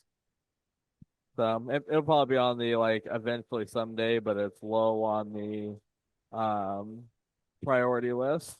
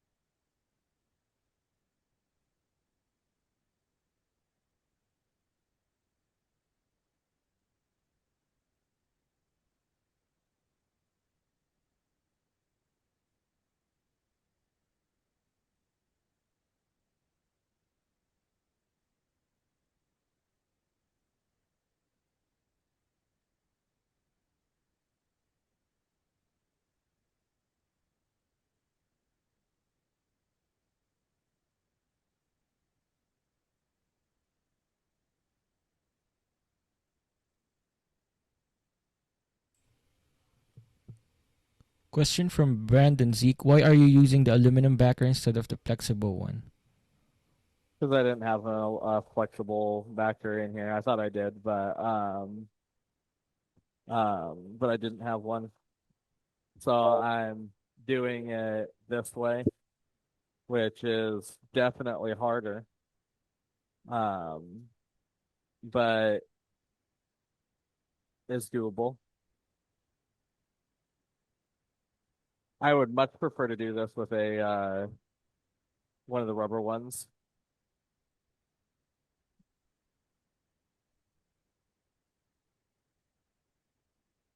I feel you on that, Cynthia. I'm a glasses wearer too. I get the little fun, the love spots on the lenses from cabbing or doing some intarsia work.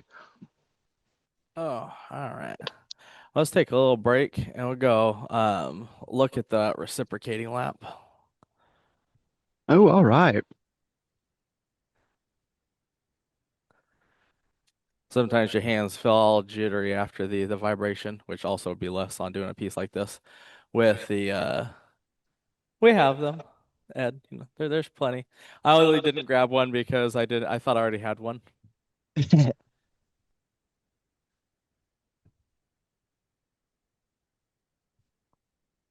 I know. We love you though. That was not lost on me, don't worry.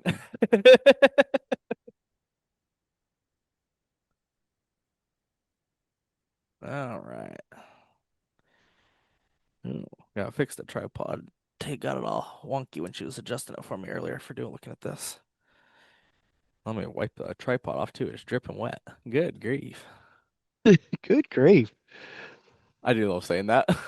It is fun to say that. It's one of my That probably my most used sayings. uh,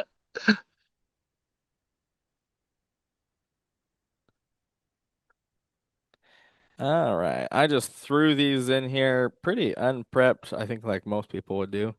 And almost every one of them in here has a great learning moment on it. And we'll start with the first thing that became a problem, especially when we got to the dry polish, is these rings are too tall. So I'm gonna eventually we'll cut these down so that they're like half that height. But the problem is with them being this height, they would wobble and fall over or knock the stone over. So those way too tall. We'll cut those down. When I was doing this, I used to wrap them in duct tape, so I didn't even think about it when I was doing that because that's how I learned how to do it, which I don't like doing it that way. Let's see, I think this one here is probably the funnest one to look at.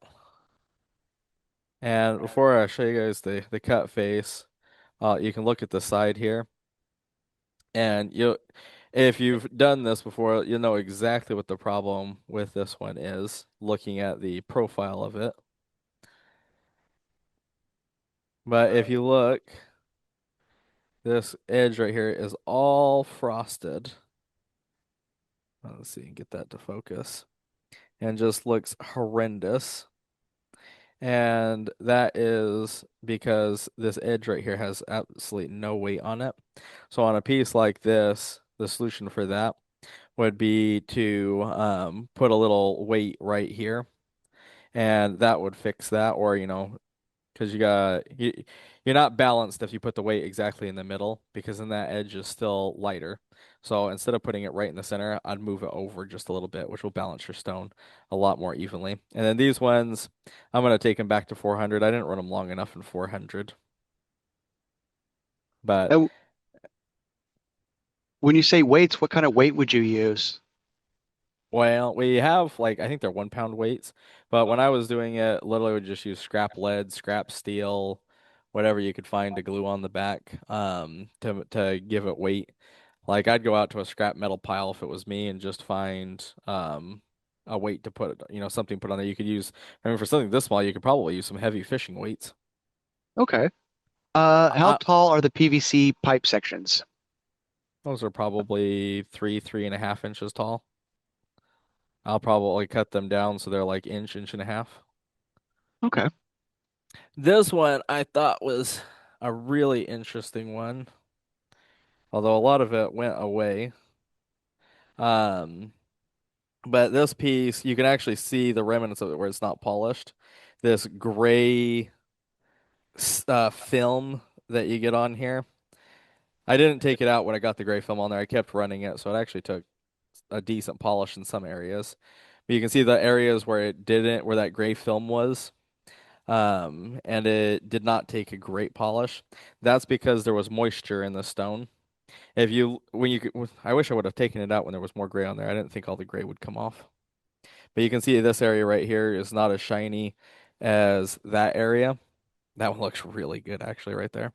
Mhm. This area right here, because there was still moisture in this stone. So as the moisture got with the dry polish, it would build that really thick gray film like what you can see right there on there.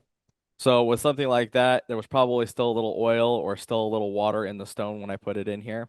So that's something you want to pay attention to. With this one being a little Okay. porous, even though this is still a pretty hard piece of wood, it was porous enough that moisture was getting out of this while it was running in the dry polish.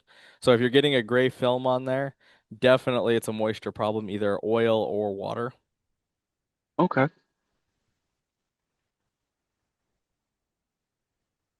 Lori asked, I'm just starting out in lapidary. What is the difference between reciprocating lap and a vibratory lap? So a reciprocating lap is making an oscillation motion like this. They're a lot quieter and run a lot smoother. A vibrating lap just has a weight on there that's off balance, so the pan shakes. Okay. Let's see, let me get No dry problem, polish over my Lori. pants. So here's two agates that are really close to the same size. And this one's taken a really nice polish. And this one you can see is a little bit more, I would describe it as grainy, or like it's still decent, but it's not great. Or this one's significantly better. This, even though these are almost the same size, they're both pretty even. This is a weight issue. If this one had more weight on it, it would have come out identical to this one. But because it's lighter, it didn't, it got the same amount of time grinding and didn't get the same polish. So this is one where if you were going to run these at the same time, this one would definitely need weight to match the polish of this one. So I thought that was another really good example.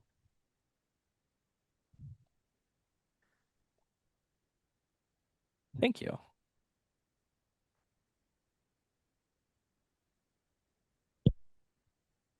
Would ones with less weight work if you just ran them longer?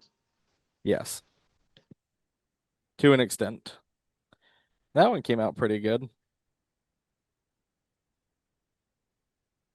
Good night, Corey.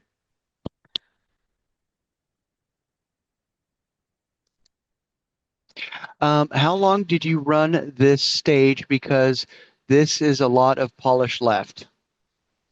This one it ran for maybe 16 hours, I would guess. I added powder every periodically to this lap. Let's see. I think John said like 1 cup. I added way more than that. This carpet ended up being a lot deeper than I realized. I don't actually like this carpet. This is stuff I went to Lowe's and got that was like a commercial office space carpet, which I think is too nappy because I think I added closer to 5 cups in this one. Let's see. I know the stuff that John sent was a lot more finer than that, not as deep. And then that one came out pretty good too. You can see the matrix areas aren't as shiny. They're never going to be because the agate is so much harder. So that's pretty normal on that one. Yeah, that's a dry head. Yeah, I took video at each step. I haven't videoed this part yet. But I took a video what they looked like at each step.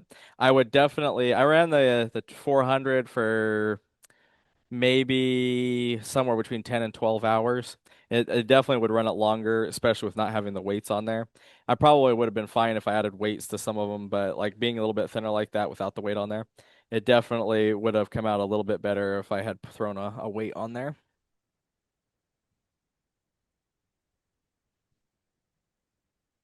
And then this is another good example right here of that ring popping off. And you see you got the edge chip there. Oh, yeah. I love that island agate. But this is another really good example because even though this agate is pretty symmetrical, if you look at the polish down here, it is better than the polish up here.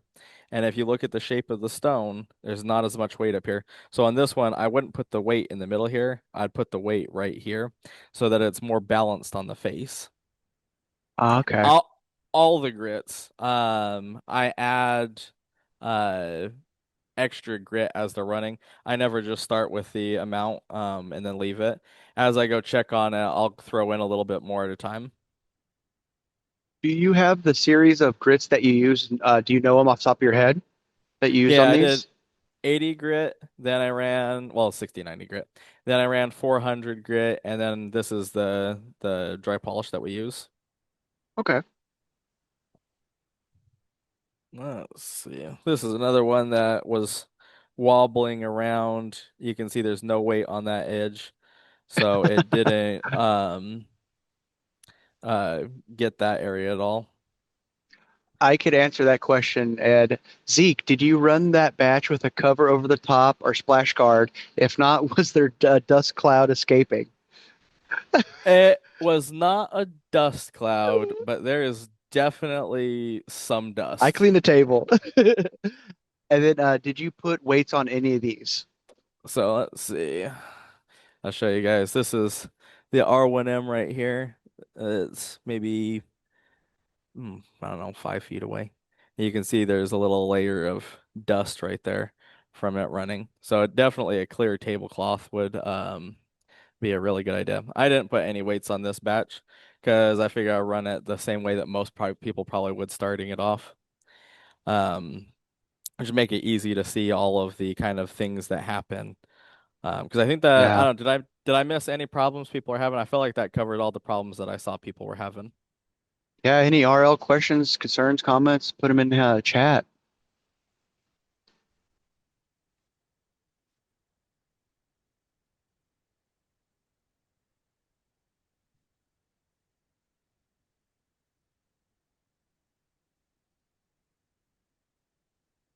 The other thing that I was gonna say with this one too is make sure you're paying attention to like saw marks.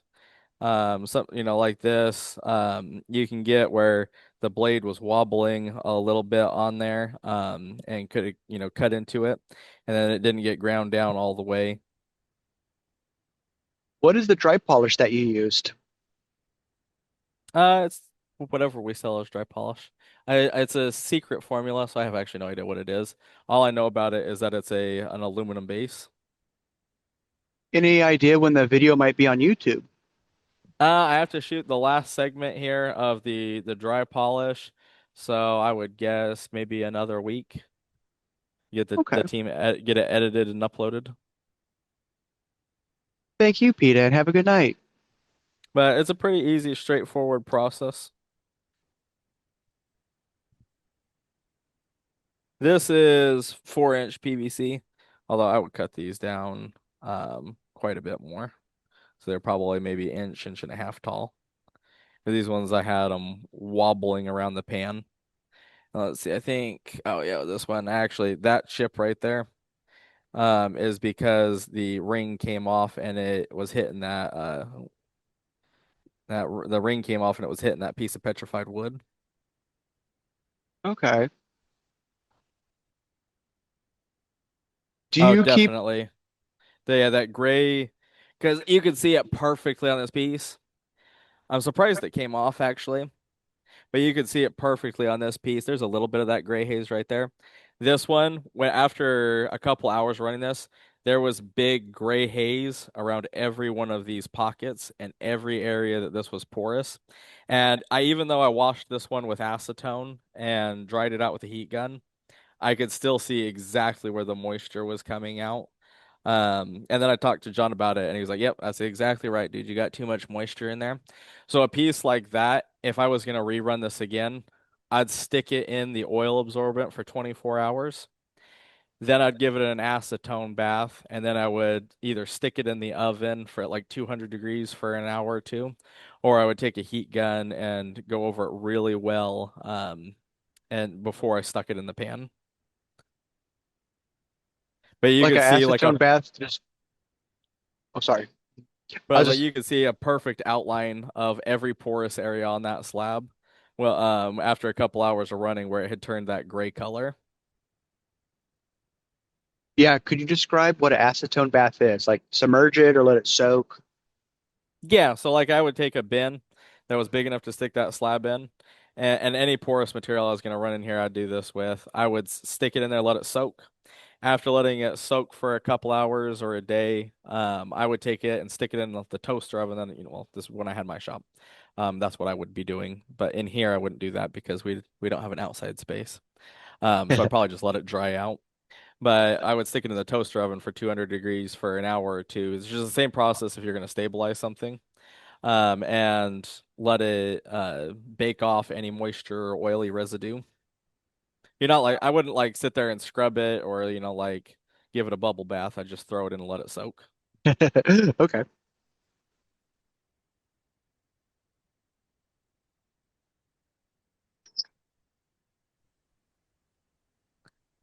So I got it on a non-porous piece. Perhaps it was moisture from stage two. Definitely could have been moisture from stage two. Everything is porous to some degree. So it could just be a little bit of wet. That was one of the other things I noticed. When ran the first batch through this machine, I didn't even think about this the first time because I just cleaned it. But when I was running the first batch, I didn't clean this pan when it was brand new. When we make the machine and put it in the box to store it, it gets an oil layer put on the pan to protect it from rusting and corroding while it's in storage. All the PVC pipes I noticed and all the edges of the rock had a little oily residue on there. When I put the first batch in. So when you're starting it, either scrub them really well so you're getting rid of that oil after your first step, or when you first get it, degrease the pan. I If it was me, I would just get in the habit of degreasing it after the first step because in storage, I'd spray some WD-40 in the pan and leave it that way so it doesn't rust. But if you wanted to help with that, degrease the pan before you start, and that'll help reduce getting that moisture because it can be either oil or water. Heck, it could honestly be, if you just have an oily hand, maybe you were just going cutting rock and all you did was wipe your hands off and you were touching the face of this, that can be enough moisture where, this dry polish is pretty soft, Mhm. powdery stuff that it's going to soak that up. And then what foot noise level is too loud where one should re-level the feet? Re-leveling really isn't going to be a noise issue unless it's a crazy tilt in there. Um, I saw John posted, someone posted up on Facebook, and I saw John's response, where they had the nylon bearings wear down enough that it was hitting, as the pan was going around, it was hitting the head of one of the bolts on there, and that was making a pretty loud clink, clink, clink, clink, clink sound. Okay. Um, do you use kitty litter, The wood, Absorball, or soak to sort the moisture out? We use Quick Absorb. It's like a floor sweep oil absorbent. I like it a lot more than any of the other options because it's much finer and it does a really good job of sucking the moisture out of the stone, and it doesn't feel clumpy and clayey like kitty litter. And then was the acetone for the degreasing part? The acetone is what I'd use to get the mineral oil out of the rocks. If I was just Okay. degreasing the pan, I would literally just get a can of like engine degreaser you'd find at like an auto parts store and Okay. spray it in there, scrub it down, throw in a little water, scrub it again, and then wipe it down. Okay. Yeah, brake cleaner would work too. Brake cleaner is a bad idea for the powder coat though. If you get brake cleaner on the powder coat, it will ruin it. Ask me how I know. That was not a fun day the first time I took brake cleaner to one of the machines, and I was like, John, if you want to just come take Uh, a peek at this?"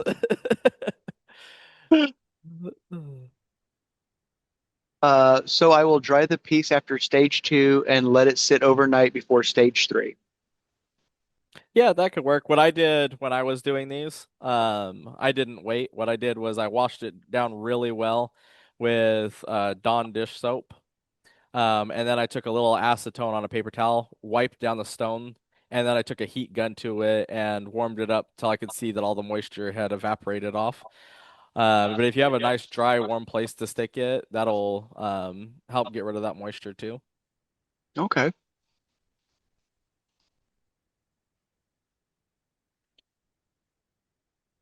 This machine is so hypnotic watching it when it's running.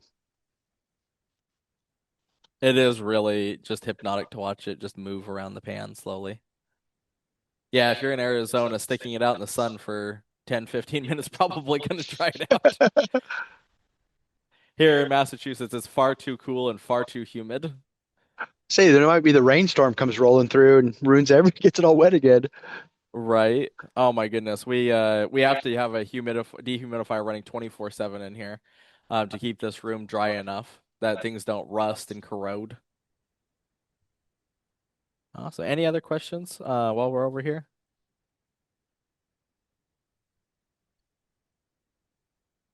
How do you know if the bearings have a flat spot? I have not had that problem. Um, what I was told that people that did have that problem is that they could just like hear a sound it was making, like it was making like a clack clack clack sound. After the third stage, how are you cleaning the piece off?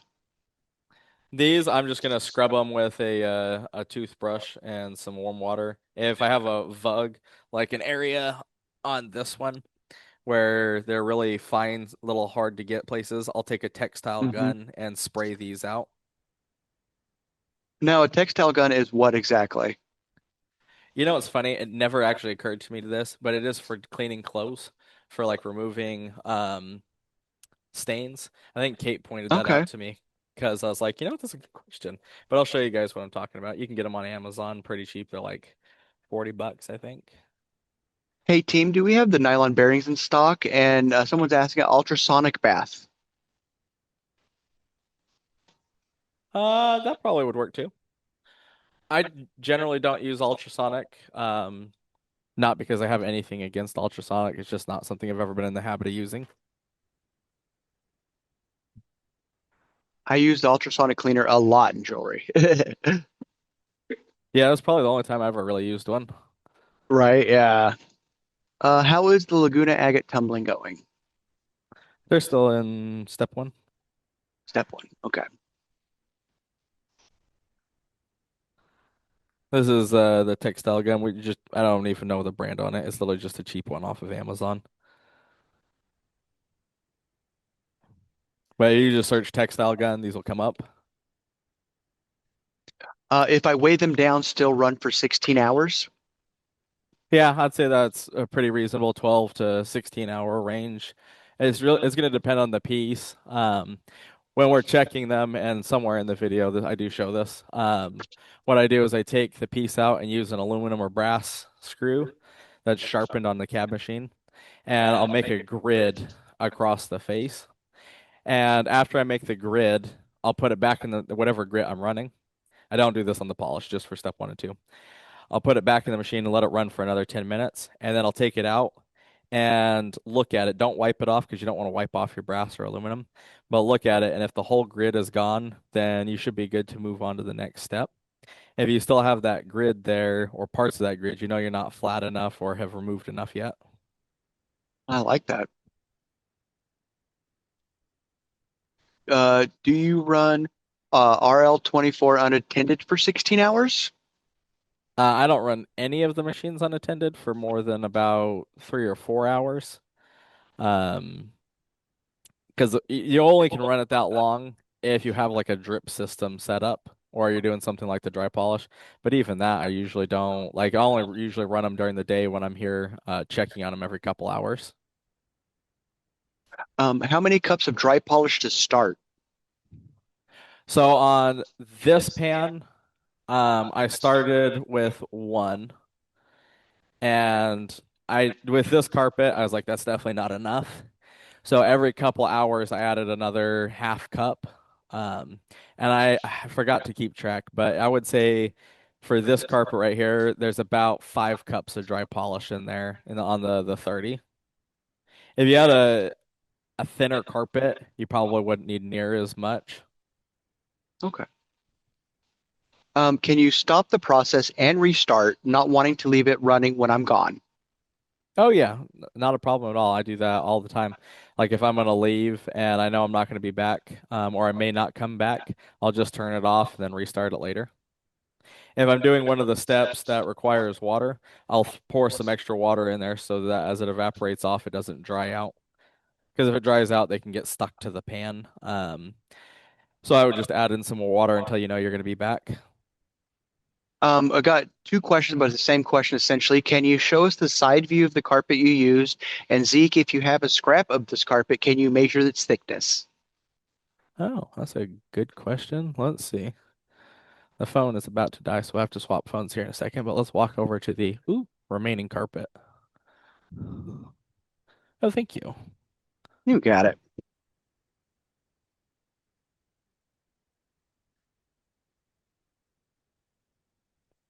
When do the shoelaces go in?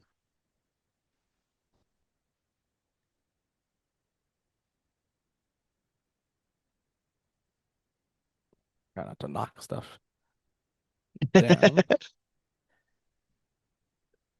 Let's see, my screen's pretty dark. Can you guys see that pretty good? Yeah, we're getting a good view right there, kind of the overall thickness of it. Yeah. One of the things that John's working on that I'm really excited about is he's making a plate. And I think he's going to use magnets to do it that will have felt on there instead of carpet that you just drop into the pan. So I'm pretty excited about that. Let's see. This carpet is 6.41 millimeters thick.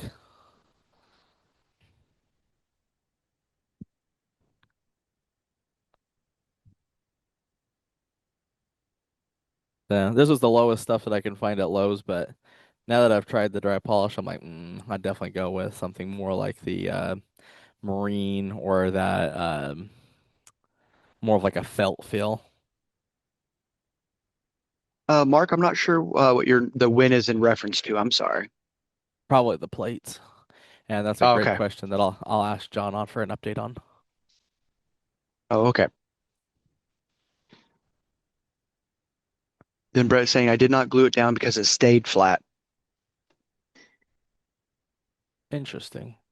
I definitely glued it down. The thing I'd be worried about is the carpet bunching as the rocks move around in there, or having a hard Hmm. time moving around on the carpet. So that's something I would definitely pay attention to. If you don't glue it down, is to see if they are actually moving all the way around the carpet in a good pattern.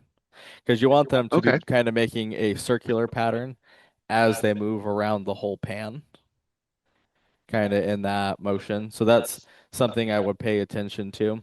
Because if the carpet is moving inside the pan with the rocks, then you definitely will have where it'll appear to be moving, but not actually making friction across the face of the carpet and the stone.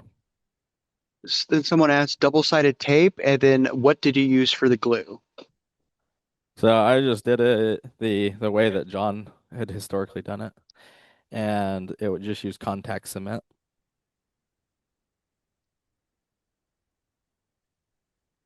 But you don't want to use the carpet for the grit stages, correct? Yeah, that is correct. You just use the bare metal pan for the coarser grits. Okay. You only use the carpet for the final polish. And then Mark is asking, and it comes off. Yeah, you'll just take and peel that off. Then I'd take a razor and scrape the glue out and any re glue residue that you have left. Um, and then you're good to go. And that was the phone dying. Oh, sorry, almost done. I'm not as fast as Jordan at the setting up, especially because it won't log in. Um, I saw a question about cleaning the pans. I found them very easy to clean. Actually, what I did was, when it was done, I would take and add a little extra water and take a scrub brush and scrub it down, and then use a shop vac to suck it all out. And then I would repeat that process one more time, and then I'd wipe it out with a paper towel, and that's all I did to clean them.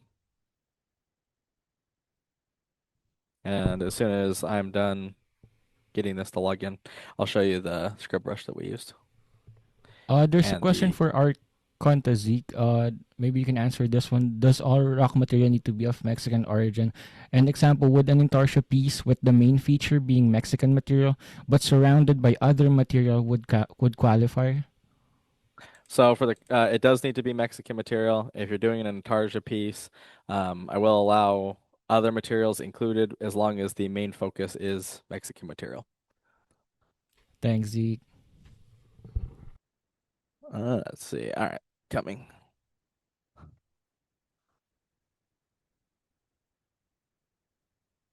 Of course, Brett. Let's see. Let me show you the giveaway, and then I'll show you the brush that I was using. All right, you should be able to talk, Cody. All right, we got All lot number right. 2279, a $32 piece of Tiger Eye. Congratulations. Hey, you want to stick that on a rack? Yep. And Gonna have a lot of then fun with that. we were just using one of these scrub brushes. This one is all rusty because it has been sitting here unused for some time now, and I did not clean it out. I know, shocker. But I would just add some water in here and then scrub all these out. And again, I would follow a pattern. So when I start doing it, I would go all the way around the edge, scrubbing. And then I would pick one of the sides that has the three, like the three dots right there, and I would sit and scrub across those. And then after I'd done that, oh, I just realized you guys can't actually see the scrubbing I'm doing. I would scrub them out like this, and then I'd take and shop vac it all down, and then repeat that process one more time. And then afterwards, I'd just wipe it down. I'd say it probably took about 10 minutes between each grit to clean them out. So you're probably a little bit longer than that if you're not doing it in a, like a shop where it's easy concrete cleanup.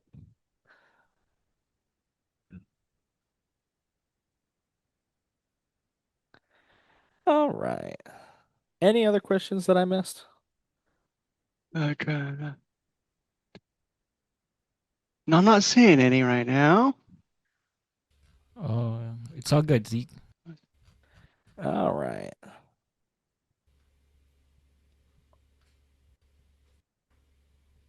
Let's see. I can't remember. Did we switch over to the 800 grit already? James says the wet grinder needs a brush attachment for cleaning. Right? Well, you actually can get those.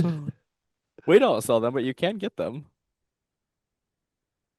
Oh, you want to go grab a piece of tape, Cody?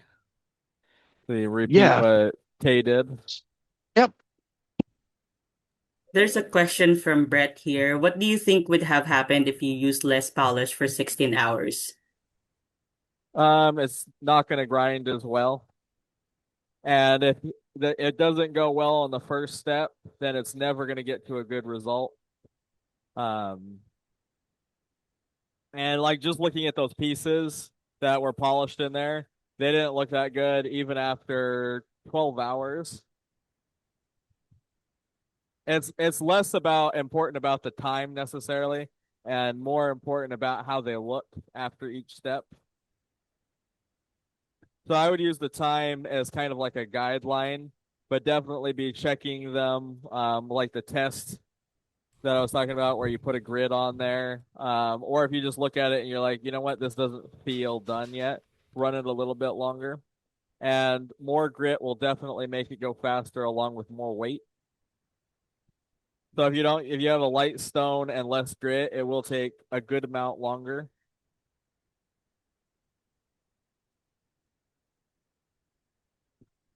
But with the whole process, if any one step doesn't go well, just like tumbling, you're going to get to the end result where it just doesn't look good.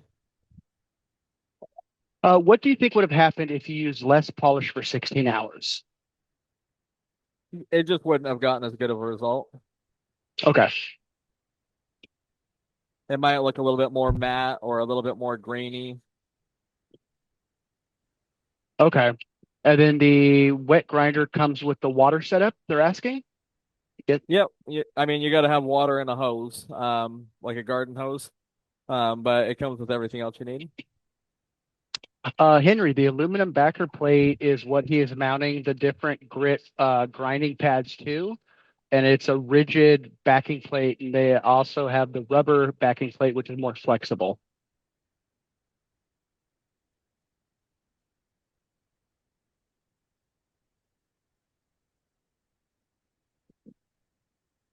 Cody, are you using the marketing screen?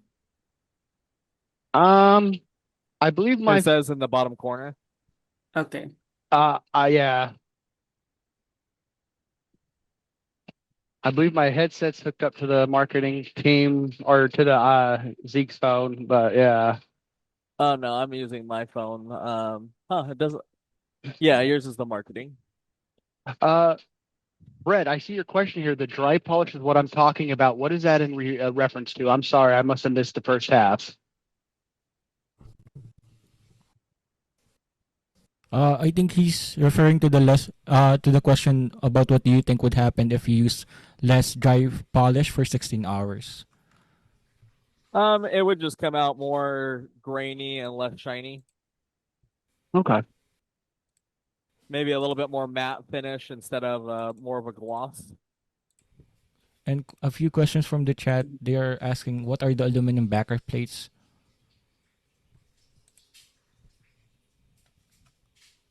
So this is the aluminum backer plate right here that the pad attaches to. The machine comes with a rubber one that's flexible, which would be better for doing a piece like this. This aluminum one is better for doing like a slab where you want that more rigid surface. We got And you on does that, the wet Scott Lee. grinder? Team, can you mark? Oh, Oh, gotcha. go ahead. Gotcha, Cody. And a question from Cal, Yeah. does the wet grinder come with the water setup? It does. You just need a garden hose to attach it to and of course water. Water sold separately. You could use Mountain Dew if you want to make it extreme.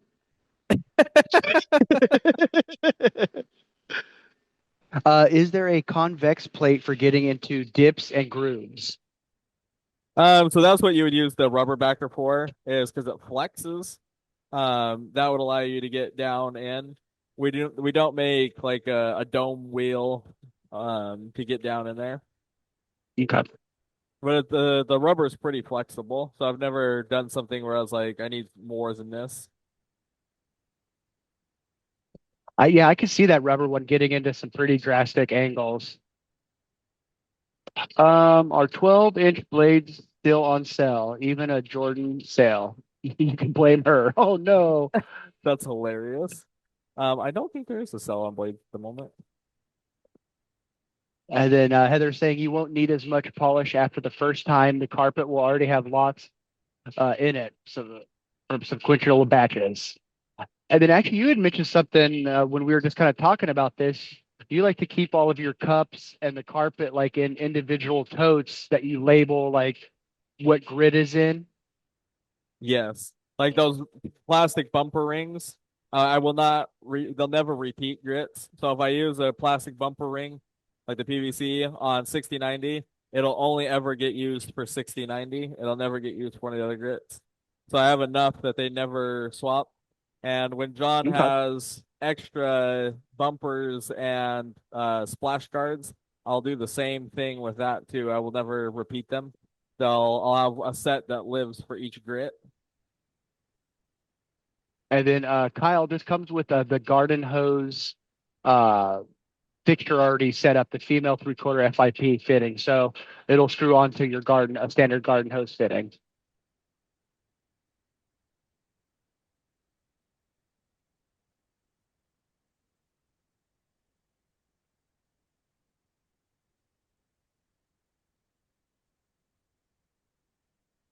Ah, I swear with each grit, just more and more color and depth comes out of this piece. Yeah, it is looking really good. We're gonna have to break it in half, so we each got a half of it. That's hilarious. I like the little heart right here too. Oh, I didn't even see that. I love it.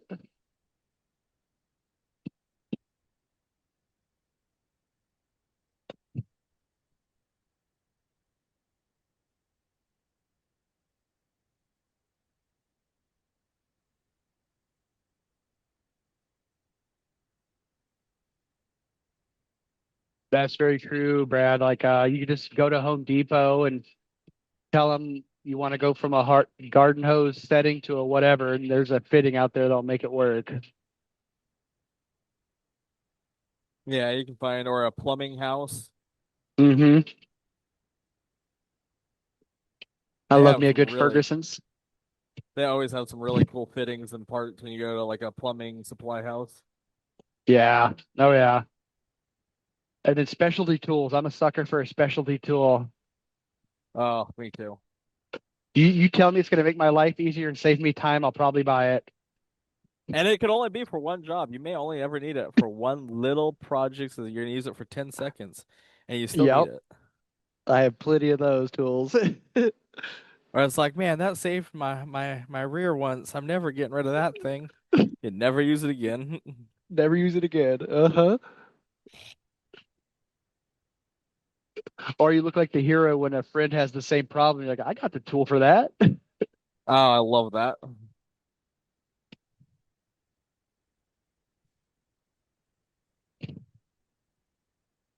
One of the things I say to Sherman all the time is because he'll be like, "Well, maybe we'll need this," and Sherman never saves anything, and or at least not a lot of things. And I'll be like, Sherman, if I want to throw it out, it's probably not worth saving because I am a hoarder. Yeah, huh? Oh, I love that, Cynthia. Did you use like the what am I thinking? The metal fit the cast metal fittings?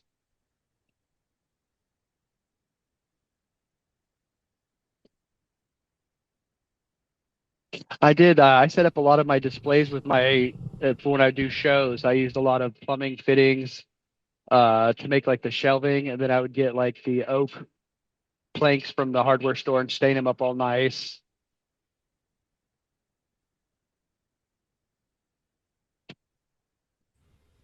Does that grinder have a max PSI for the water line? My water is at 160 PSI at the outdoor faucet. That's high. That's real high. Um, Yeah, you're probably gonna have some leaking issues. That's yeah. insanely high. You might want to put an inline regulator or something in it. Yeah, I I, think most things are gonna have a hard time handling that pressure. I don't I even know feel, that most garden hoses are rated that high. boy, I bet you it gets the driveway clean though. Yeah, no kidding. I mean, that's kind of like a light pressure washer.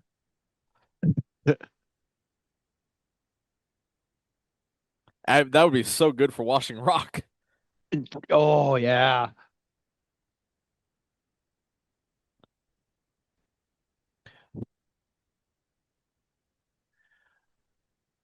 This one's not gonna come out good. Oh, that makes sense. With the gravity will add up a lot on that water. Some of these Cut showering curves, time in half. some of these curves are gonna have a real not great look to them without that rubber backer. I am getting animal skull vibes out of that, right? You can here, I'll show you guys. Cody, you can give me another one of these lights. Yep. You can see those marks right there. It's gonna be really hard to get all of those out without the wheel conforming a little bit more. This would be the right tool part of the successful equation. We have the wet grinder, but we do not have the correct backer on it. It's one of those little details that makes such a big difference.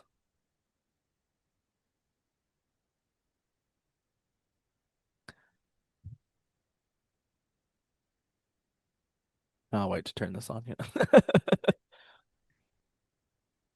You can see my boots and my pant legs that are not covered by the wet grinder are soaked.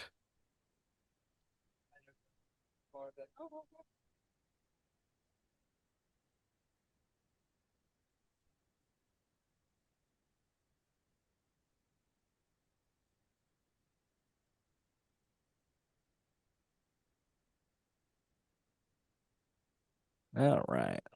Moved on to 1500 grit. Yep, the 6Ps, dude. No. I got a little off balance. There's a ton of vibration and it didn't feel good. And if you look, it's because I have that pad not very centered on there. You can see that. And I was like, "Tick, tick, tick, tick, tick, tick, tick." What speed are you running the wet grinder? Different speeds for different grits? I generally slow it down more and more as I get higher and higher.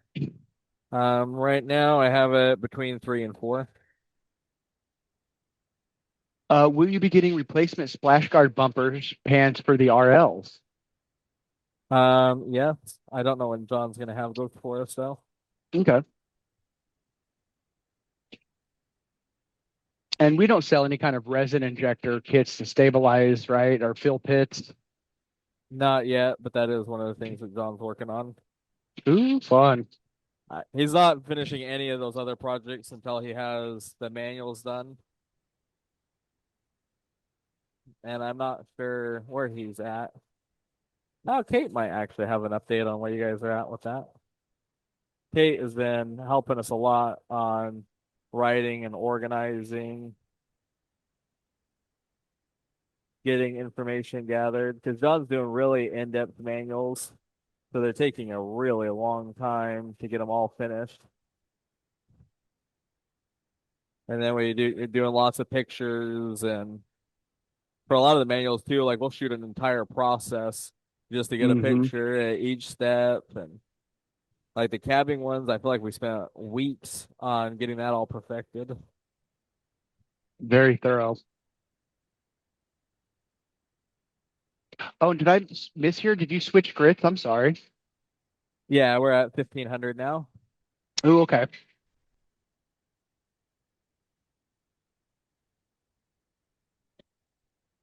We don't have grits that go up higher, but I would definitely look at getting some higher grits. So on some stones, I would go as high as 10,000 grit. But this is a pretty common pad size to find. Okay.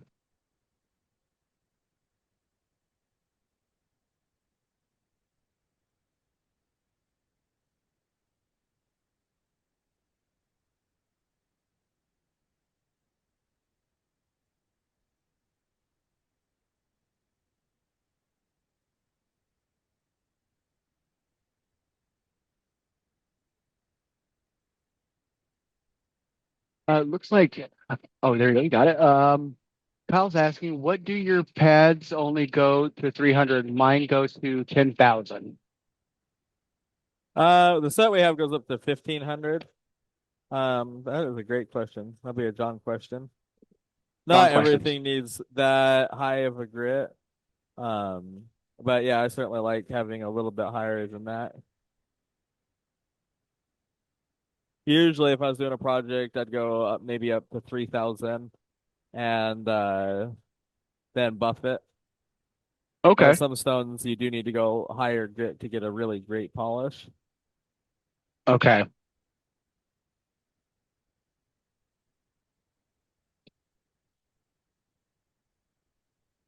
Hey, Corey.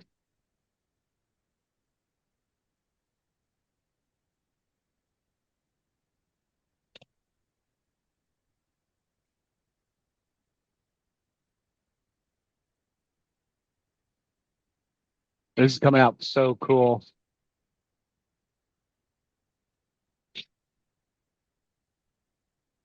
Anybody got any machine questions they want to been sitting on their brains they want to get off and get answered?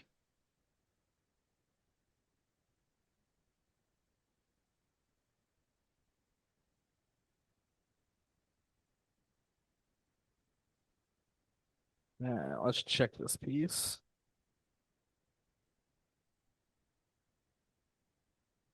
And you're just kind of feeling there for any kind of scratches you might notice. At this point in this process, it's pretty much just force a habit because you're not really Gotcha. gonna Okay. feel them at this point. Okay. It's more of I'm used to doing this on every step at this point than it is actually looking for anything. Plus, it's like you earn it after you do all that work into the rock. Like, yeah, I get to pet it. Oh, it just feels so smooth. It is satisfying to feel that smooth, polished face. And then Kyle is asking, John is also working on a smaller flat lap, correct? Yeah, I think he's got a 12 and a 8 in the works. Oh, cool. It's probably about time for. Oh, that's actually. See, this is starting to look really good. It's just Mm-hmm. because the flat plate in there, we're still getting kind of a glaze from the resin look, which is kind of driving me crazy because otherwise this one would look really good. We're gonna have to clean this up a little bit more after I go still a resin pad or a backer pad. Oh, let me move this over a little bit more. But we can do our buff pad, and I'll show you guys. But that's actually starting to look pretty decent for Yeah. 1500 grit. No, that's looking really good. And then I did ask John for clarification on this. This one that says buff on it does have a polishing compound. I'm not sure what the polishing compound in there is, but it does have a polishing compound in it. Because I know I had gotten asked about that before. Uh, see, still pad swirl due to the hard backer plate. Yes. When using milk and diamond on canvas, do you spray it down with water, the same as cerium and leather? Nope, the milk is your lubricant. Right, Corey? You turn out for like 30 minutes and you got a shiny rock when we come back.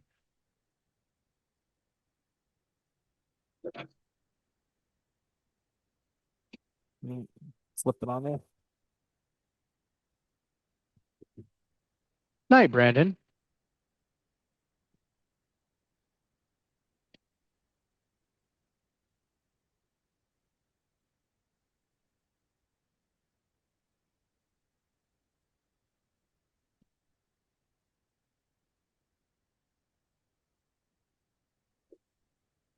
Definitely a little bit more complex of a project because of all the curves and Mm-hmm. grinding, but I figured this would be a really fun one since last time we did this, we did a flat slab.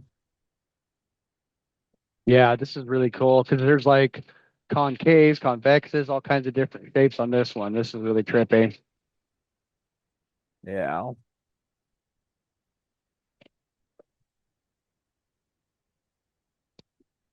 Any idea when the INT 24 will be on the water? Probably about as soon as I can actually convince John to make one that's that big. I think he thought I was kidding the first couple times I asked. Okay, I have Casey has a cab question. Yep. Looking for a specific part on the B52 on the far right end of the arbor rod. There is no threads, but there's a shield for a flat lap with an adapter. Could I use to get a flat lap on there? Oh, what's the arbor size?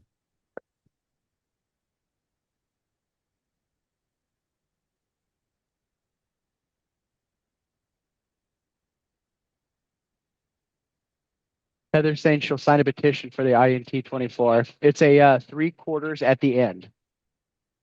We may have an adapter. Team, you want to look and see if you can find one of those smooth bore adapters that are 3/4 inch on the inside? And if you can't, let me know and I'll look tomorrow. You just gotta remind me.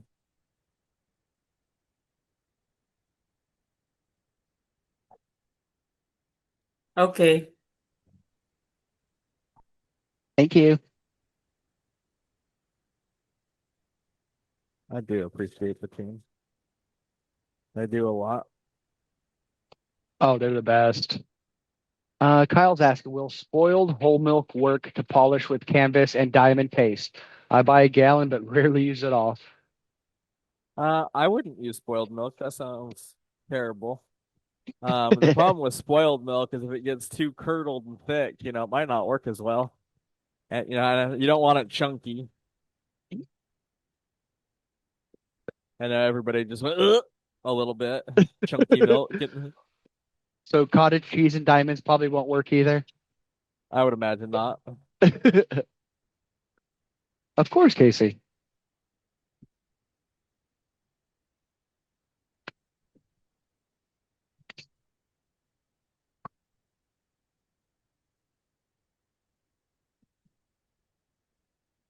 Turn the speed down on this a bit more. Because we're into the polishing phase now, is why you turned it down. I turned it down because I'm trying to with this backer or this rigid backer plate. I turned it way down because I'm trying to get rid of all those circular resin marks. Ah, okay. Because I want it to be a decent shine. We could definitely get a lot better by taking this up a little bit higher and buffing it with leather or milk and diamond.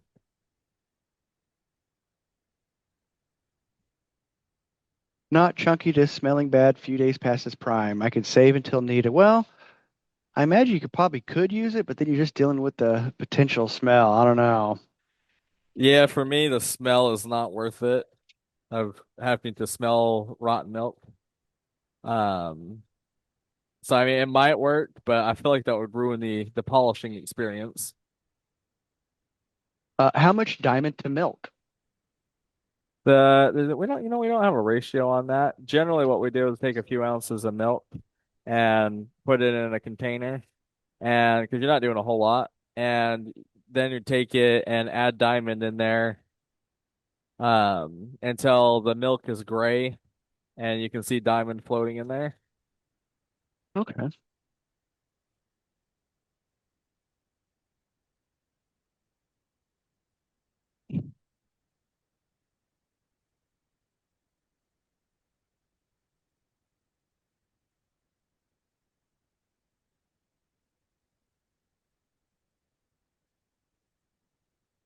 What is the grit size of the diamond dust? 50,000 grit.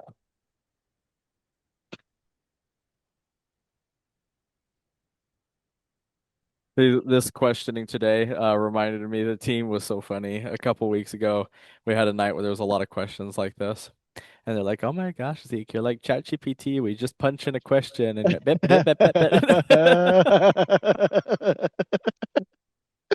You're like ChatGPT. I love that. Oh wow.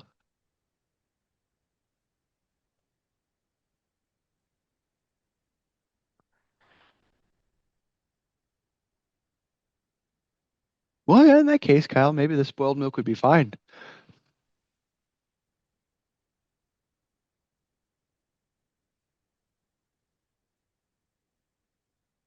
Oh, interesting.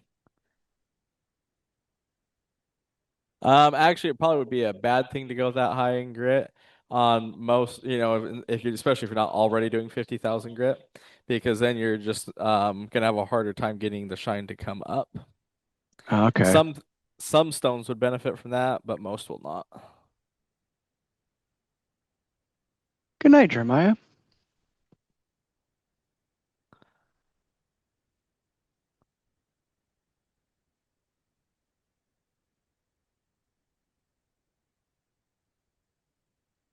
All right. I can flip this over.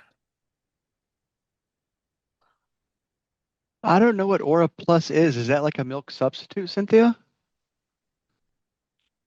You can see on the dips there, we didn't get rid of all those circular marks with that backer plate, but the shine's not too bad.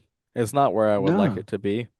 So this one, what I'll do is when we get another rubber backer plate, is I'll take it back down to like 400 and bring it back up, and then we'll have to get some higher grit diamond to take it up a little bit higher. Because this Wonderstone, let me show you guys a cab. Let me go grab a cab. This Wonderstone will take a really great polish. That is hilarious, Terry. Um, that's actually would be a really fun process to watch a video on how they get grit size that small.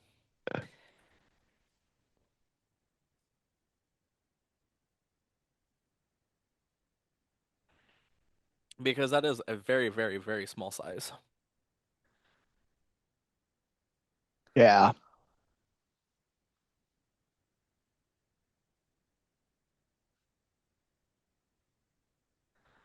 Let's My, see. my my question to Terry is why were they smashing the diamond?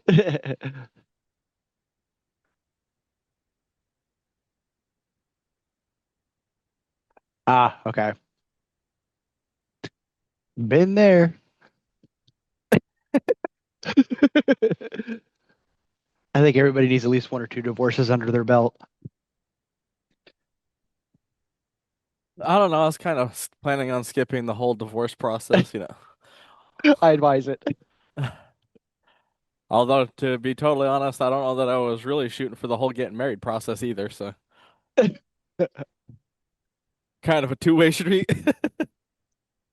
See, Team, here's when I polished a 3000 grit and then did with leather.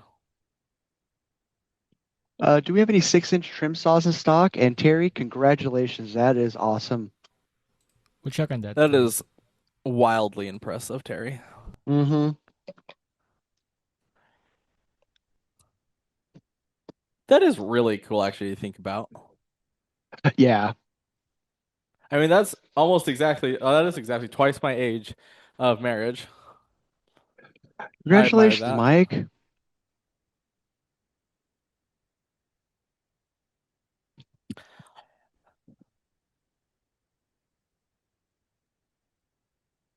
Congratulations, Lori.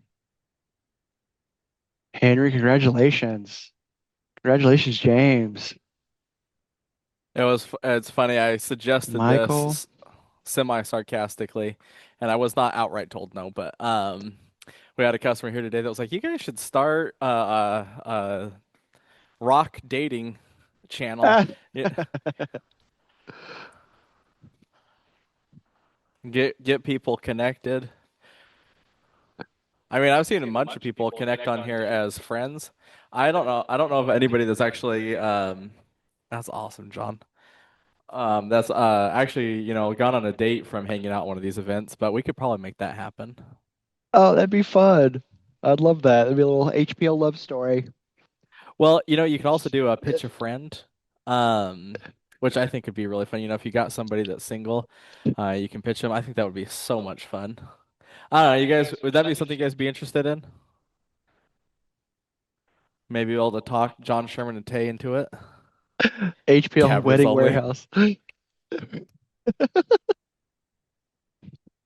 That's awesome, Steve. All right, should we do some tote out of the Wonderstone? Ooh, heck yeah.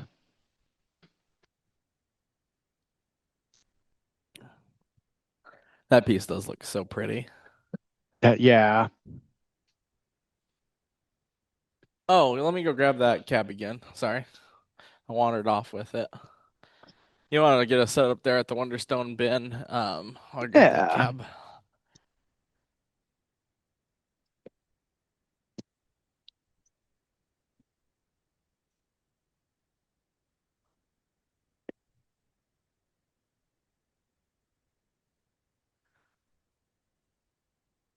See, now the question is, which drawer did I put it back into?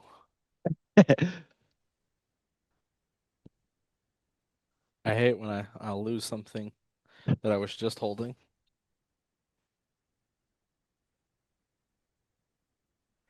And you'd think, how is that even possible? But it only took me about 2 seconds. Oh yeah, I will lose something while I'm still holding it. That's even worse.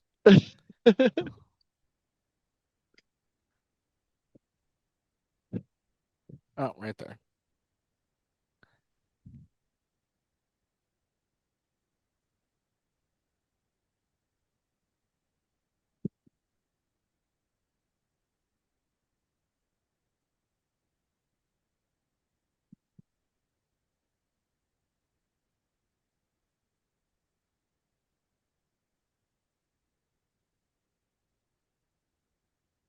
Oh, hello. Hello. Let me steal that for a second. Thank you. You got it. This is the Wonderstone. This I did on the cab machine where I took it to 3,000 grit and then buffed it with leather and cerium.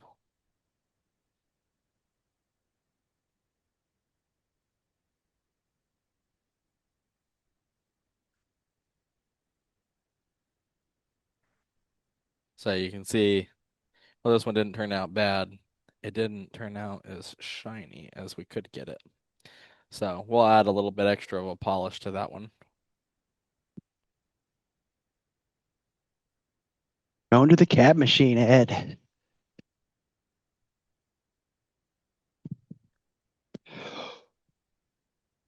All right, let me get some water.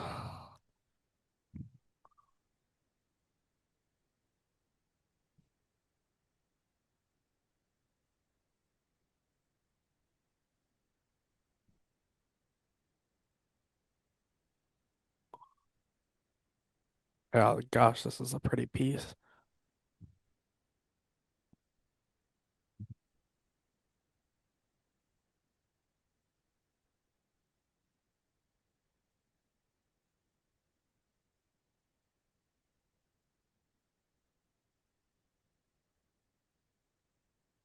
And you can give that weight whenever you're ready.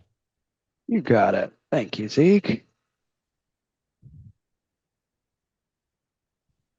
Okay, for Jessica Lister, we have lot 6760, 0.43 pounds.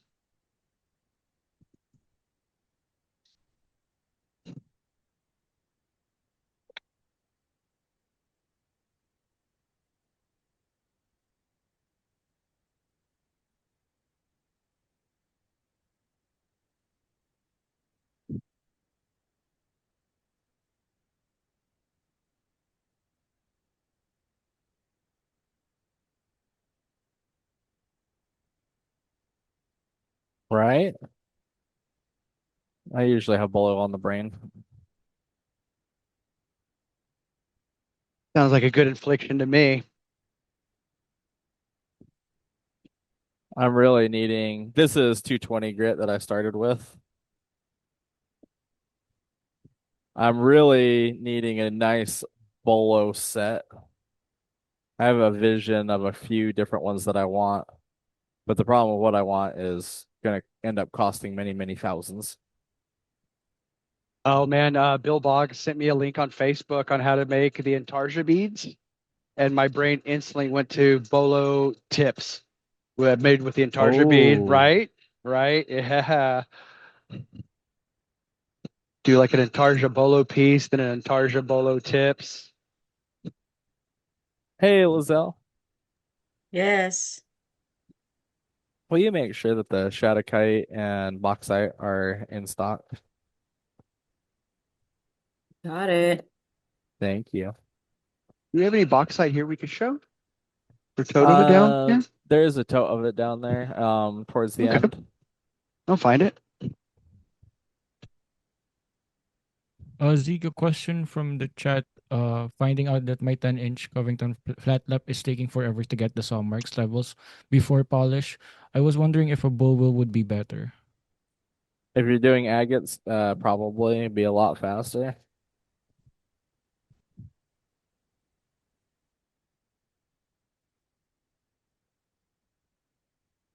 They're both in stock, Zeke. Thank you.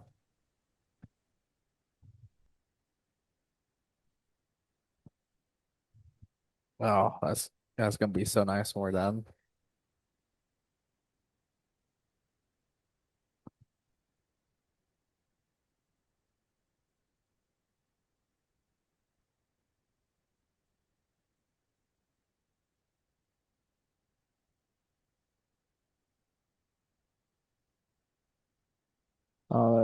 I don't know.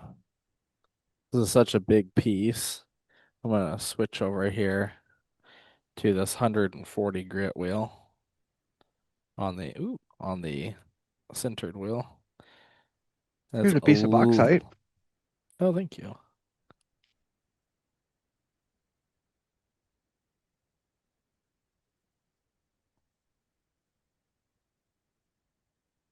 Yeah, it's fun material. Makes really good spheres.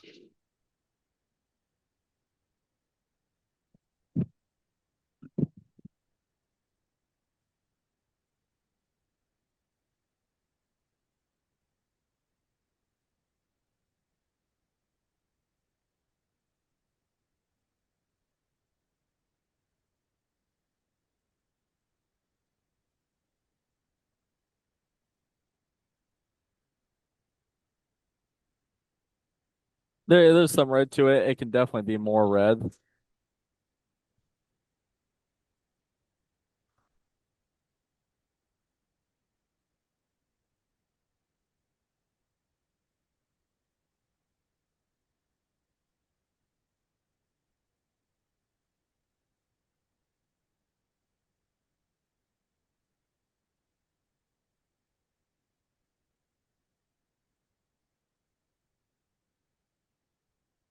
While we're sitting here, Cody, why don't you work on that Yeah, oolite cab? yeah.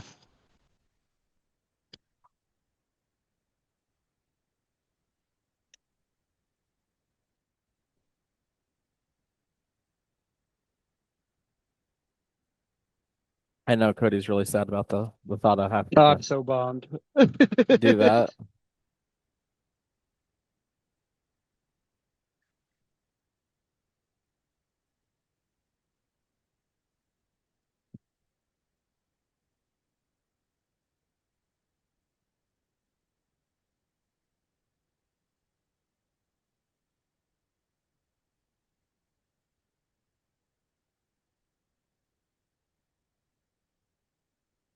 Oh, it's gonna be all the metallic tenor right down there.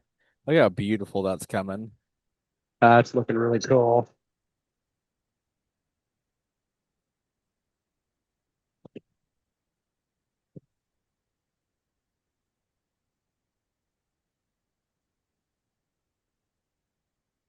You guys like seeing this process? We haven't. This is something that I used to do all the time, but I feel like we really don't do on the cut and chats at all. Is just take a piece of rough like this and rough it into a cab without trimming or cutting it. Just taking a scrap piece or a nice shape piece and working it down. I think it's super cool. I always loved it when I was just a viewer on the other side.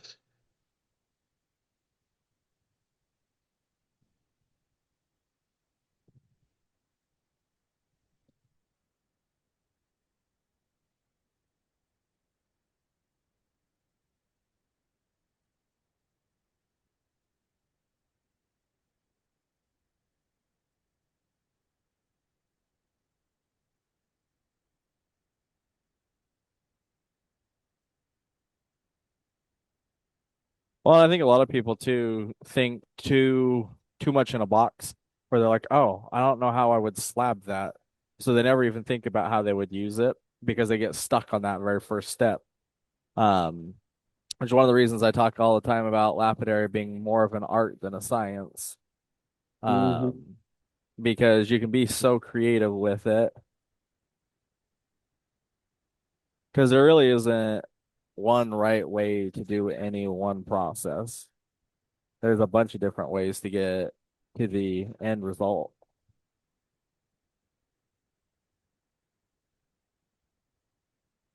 And then someone asked that I was just sorry, my brain was just catching up. This is 140 grit that I'm working on.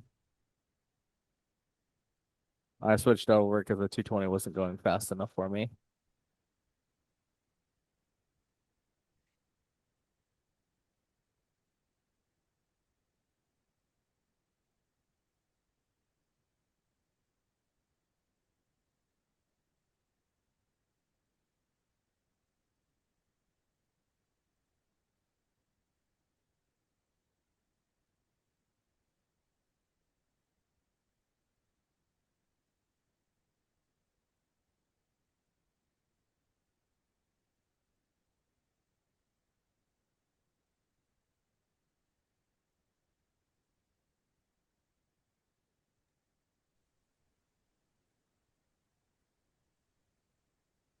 What's the golden rule? Oh, sneaky. They're sleeping. No one's winning it. What is the golden rule, guys? Michael Michael Crawford. Craft. Oh my goodness. Wow.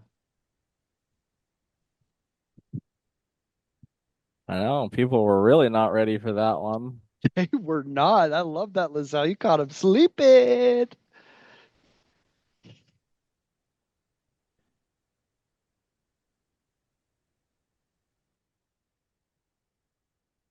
Cody's running to grab something.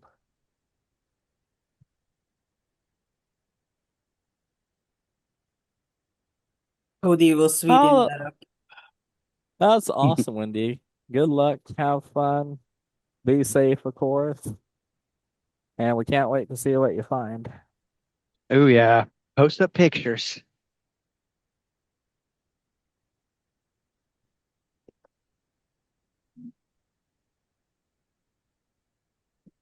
Oh, that's a fun bin. Got some ruby kyanite for you, cabbing and tumbling pieces. You can give a scan of the whole bin. Yeah.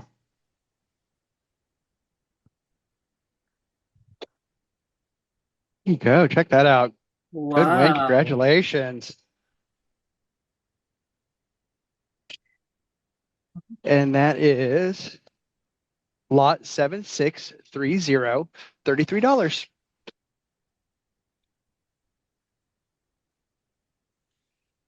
Cody's I, awesome. Cody is awesome. I Oh, thank love you. love the Tenorite and Cooperite in here. You get that metallic look. And you can see it's coming along nicely.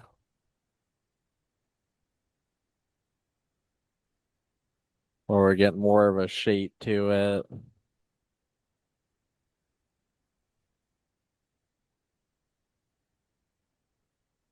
Yeah, this stuff's beautiful. I'll be surprised if Ooh, okay. it looks more like emerald green when you're looking at the piece. They have another name for it when it has the dot paste in there, and it's even ridiculously more expensive. But we don't separate it out, so a lot of it has the dot paste in there.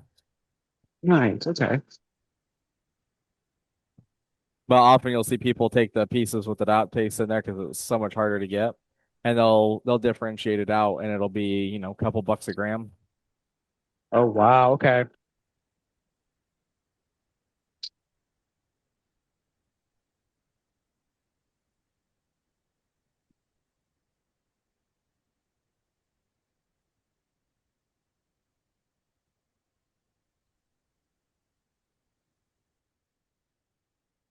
That's why I get so excited when we see the those pieces in there. And like you can see, it's pretty good to work with.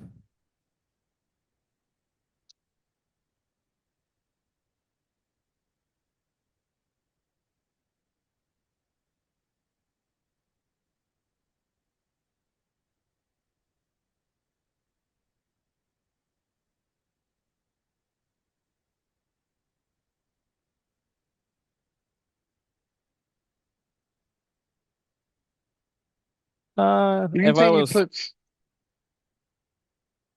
what's that? I was just going to ask answer that same question. What would you sell that cab for when you were done? I would, if I was still doing shows, I'd probably put 400 bucks on that cab. Something big and beautiful like that with really intense blue. It's got the metallic in there. It's a very good eye-catching showstopper. Somebody's gonna want that for a belt buckle, a bolo tie, or some huge statement piece. Oh, definitely. Like my stepmom would be all over wearing that as a pendant.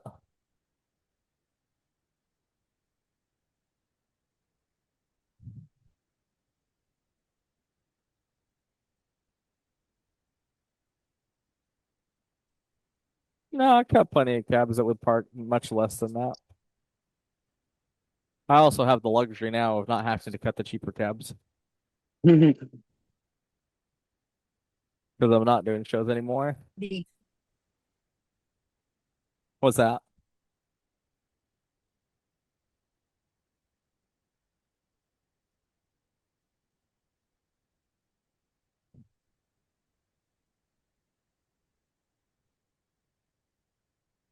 Well, when I was doing shows, I would cut tons of cabs. I'd sit and cut 150 to 300 cabs a week.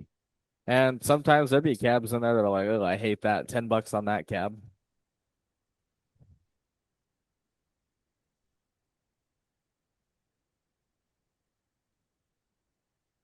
I try not to cut anything for less than $25, though. Yeah. I feel like at that point it's just not worth it. I mean, it certainly was when I was getting started, but when I stopped, that was the price where I was like, yeah, I'm not gonna cut it if I'm gonna get less than that. Sometimes I'd even be working a cab and I'd be like, you know what, this one's not gonna be good enough when I'm done, and I'd throw it in a bin and sell it as a preform. Nice. That's a good idea. Be like, you know what, it's not worth it for me to finish that cab. I'll let somebody else have fun with it.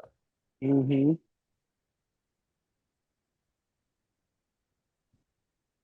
I keep meaning to go upstairs and look somewhere upstairs. I've got big bags of little pieces I cut out to make cabs out of different Ooh, materials. fun. You know, dinosaur bone, Tiffany stone, emerald, things like that. That I was like, oh, these are too good to not finish. They'll be in the Uh-huh. someday pile.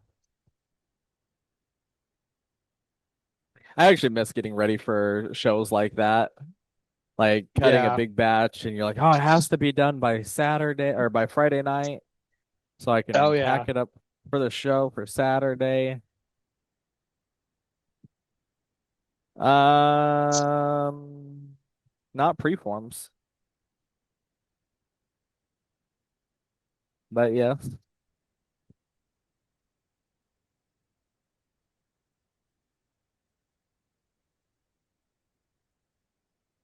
that's funny, Casey. Oh, we gotta fix that, Jeffrey.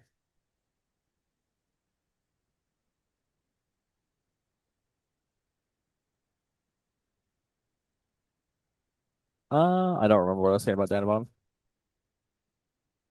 That's hilarious, Brayden.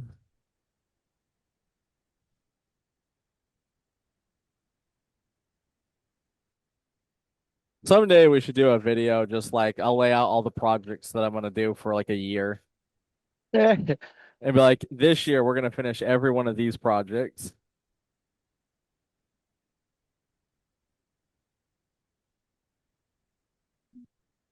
No, Jordan definitely cannot raid from those piles. Oh,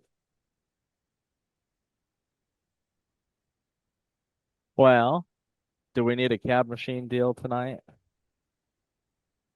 Yes, yes. I'm the little voice. That's hilarious.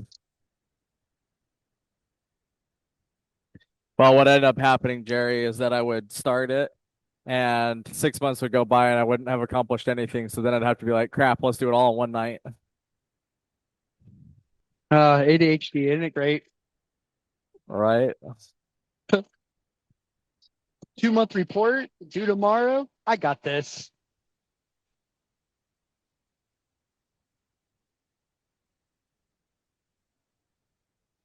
Yeah, it drives a lot of people crazy that yeah, had exactly.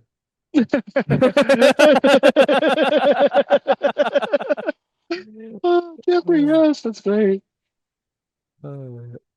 Had is very accurate on that.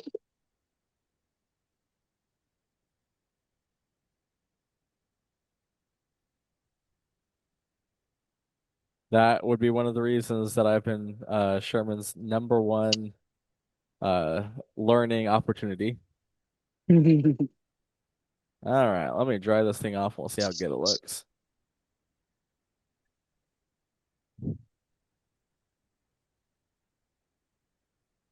I got my shirt wet.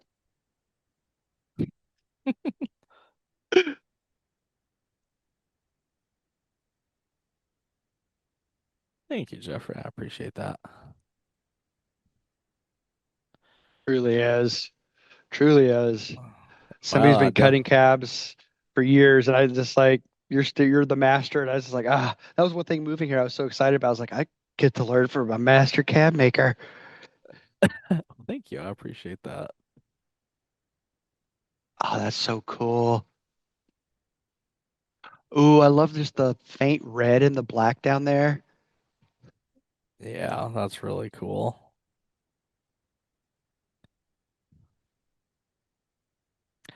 That is where, yeah, that's 3000 grit. That is where the ADHD helps me because I would be relentless in wanting to do something. If my brain has an itch to do something, I won't be able to stop thinking about it until I do it.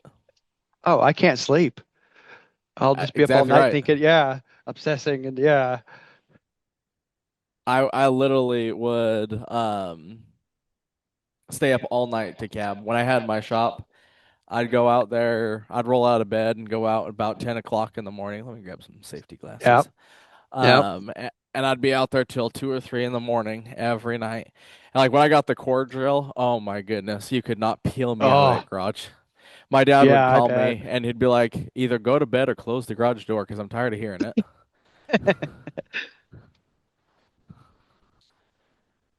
Yeah, I had my studio like 10 feet out of my front door of my house and your own business. So it's like you're on the clock 24 hours a day. And I was out there all different hours of the day.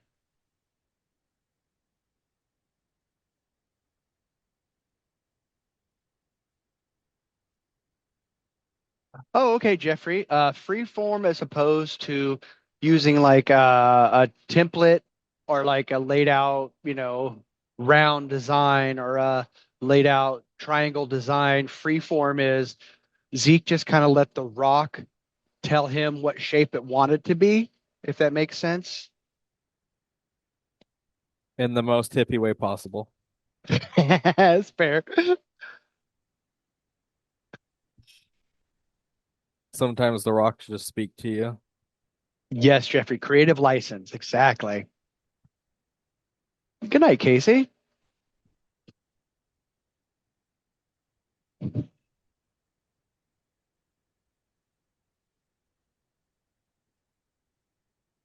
Ooh, That's just a little zam on a cotton wheel.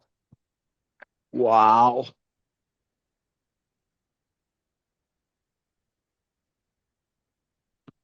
That is amazing.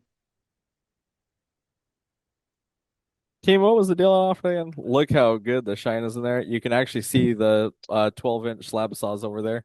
If you look in that black, you can see the green share and then the row of slab saws. Yes. Oh, I love that. Yeah, you can see perfect reflection in that metallic. So yeah, we got Shattuckite deal 229 and 50 cents for 3 pounds, normally 255. Or if you get a pound, I'll give you a pound of the um Bauxite. Bauxite? yes, bauxite, thank you. Yeesh. 2-second memory. Awesome. That was a ton of fun tonight. I had a lot of fun hanging out with Zeke, y'all. can Yes. you answer one last question? No, sorry. We've hit our allotted amount of questions for today. Hold questions for tomorrow. No, I'm just kidding. What's the question? From Steve Lee, what is the great difference in the two types of Zap? I'm not familiar with two different types of ZAM. I will have to find out for you. I'm not sure. Is there like a white one or something? Oh, Fabuluster. Fabuluster is, I don't know that the actual difference is, but the Fabuluster is definitely geared more towards metal, and metallic. Whereas ZAM, I feel like, is a little bit better for things like turquoise and chrysocolla, Shattuckite, stuff like that. I feel like Fabuluster is a little bit softer of a polish than the ZAM is. Okay. I could not tell you what the actual difference is, though. That's just my feelings on using them. So hopefully that's helpful for you. And thank y'all. We appreciate you guys. It was a ton of fun. And hey, if you enjoyed what we do, please go leave us a 5-star Google review. It really helps us out a lot. And we really enjoy reading them. And it helps us grow and get more people in here so that we can do more of this kind of stuff for y'all. Thanks, everybody. Have a great night, and we'll see you tomorrow. Night all.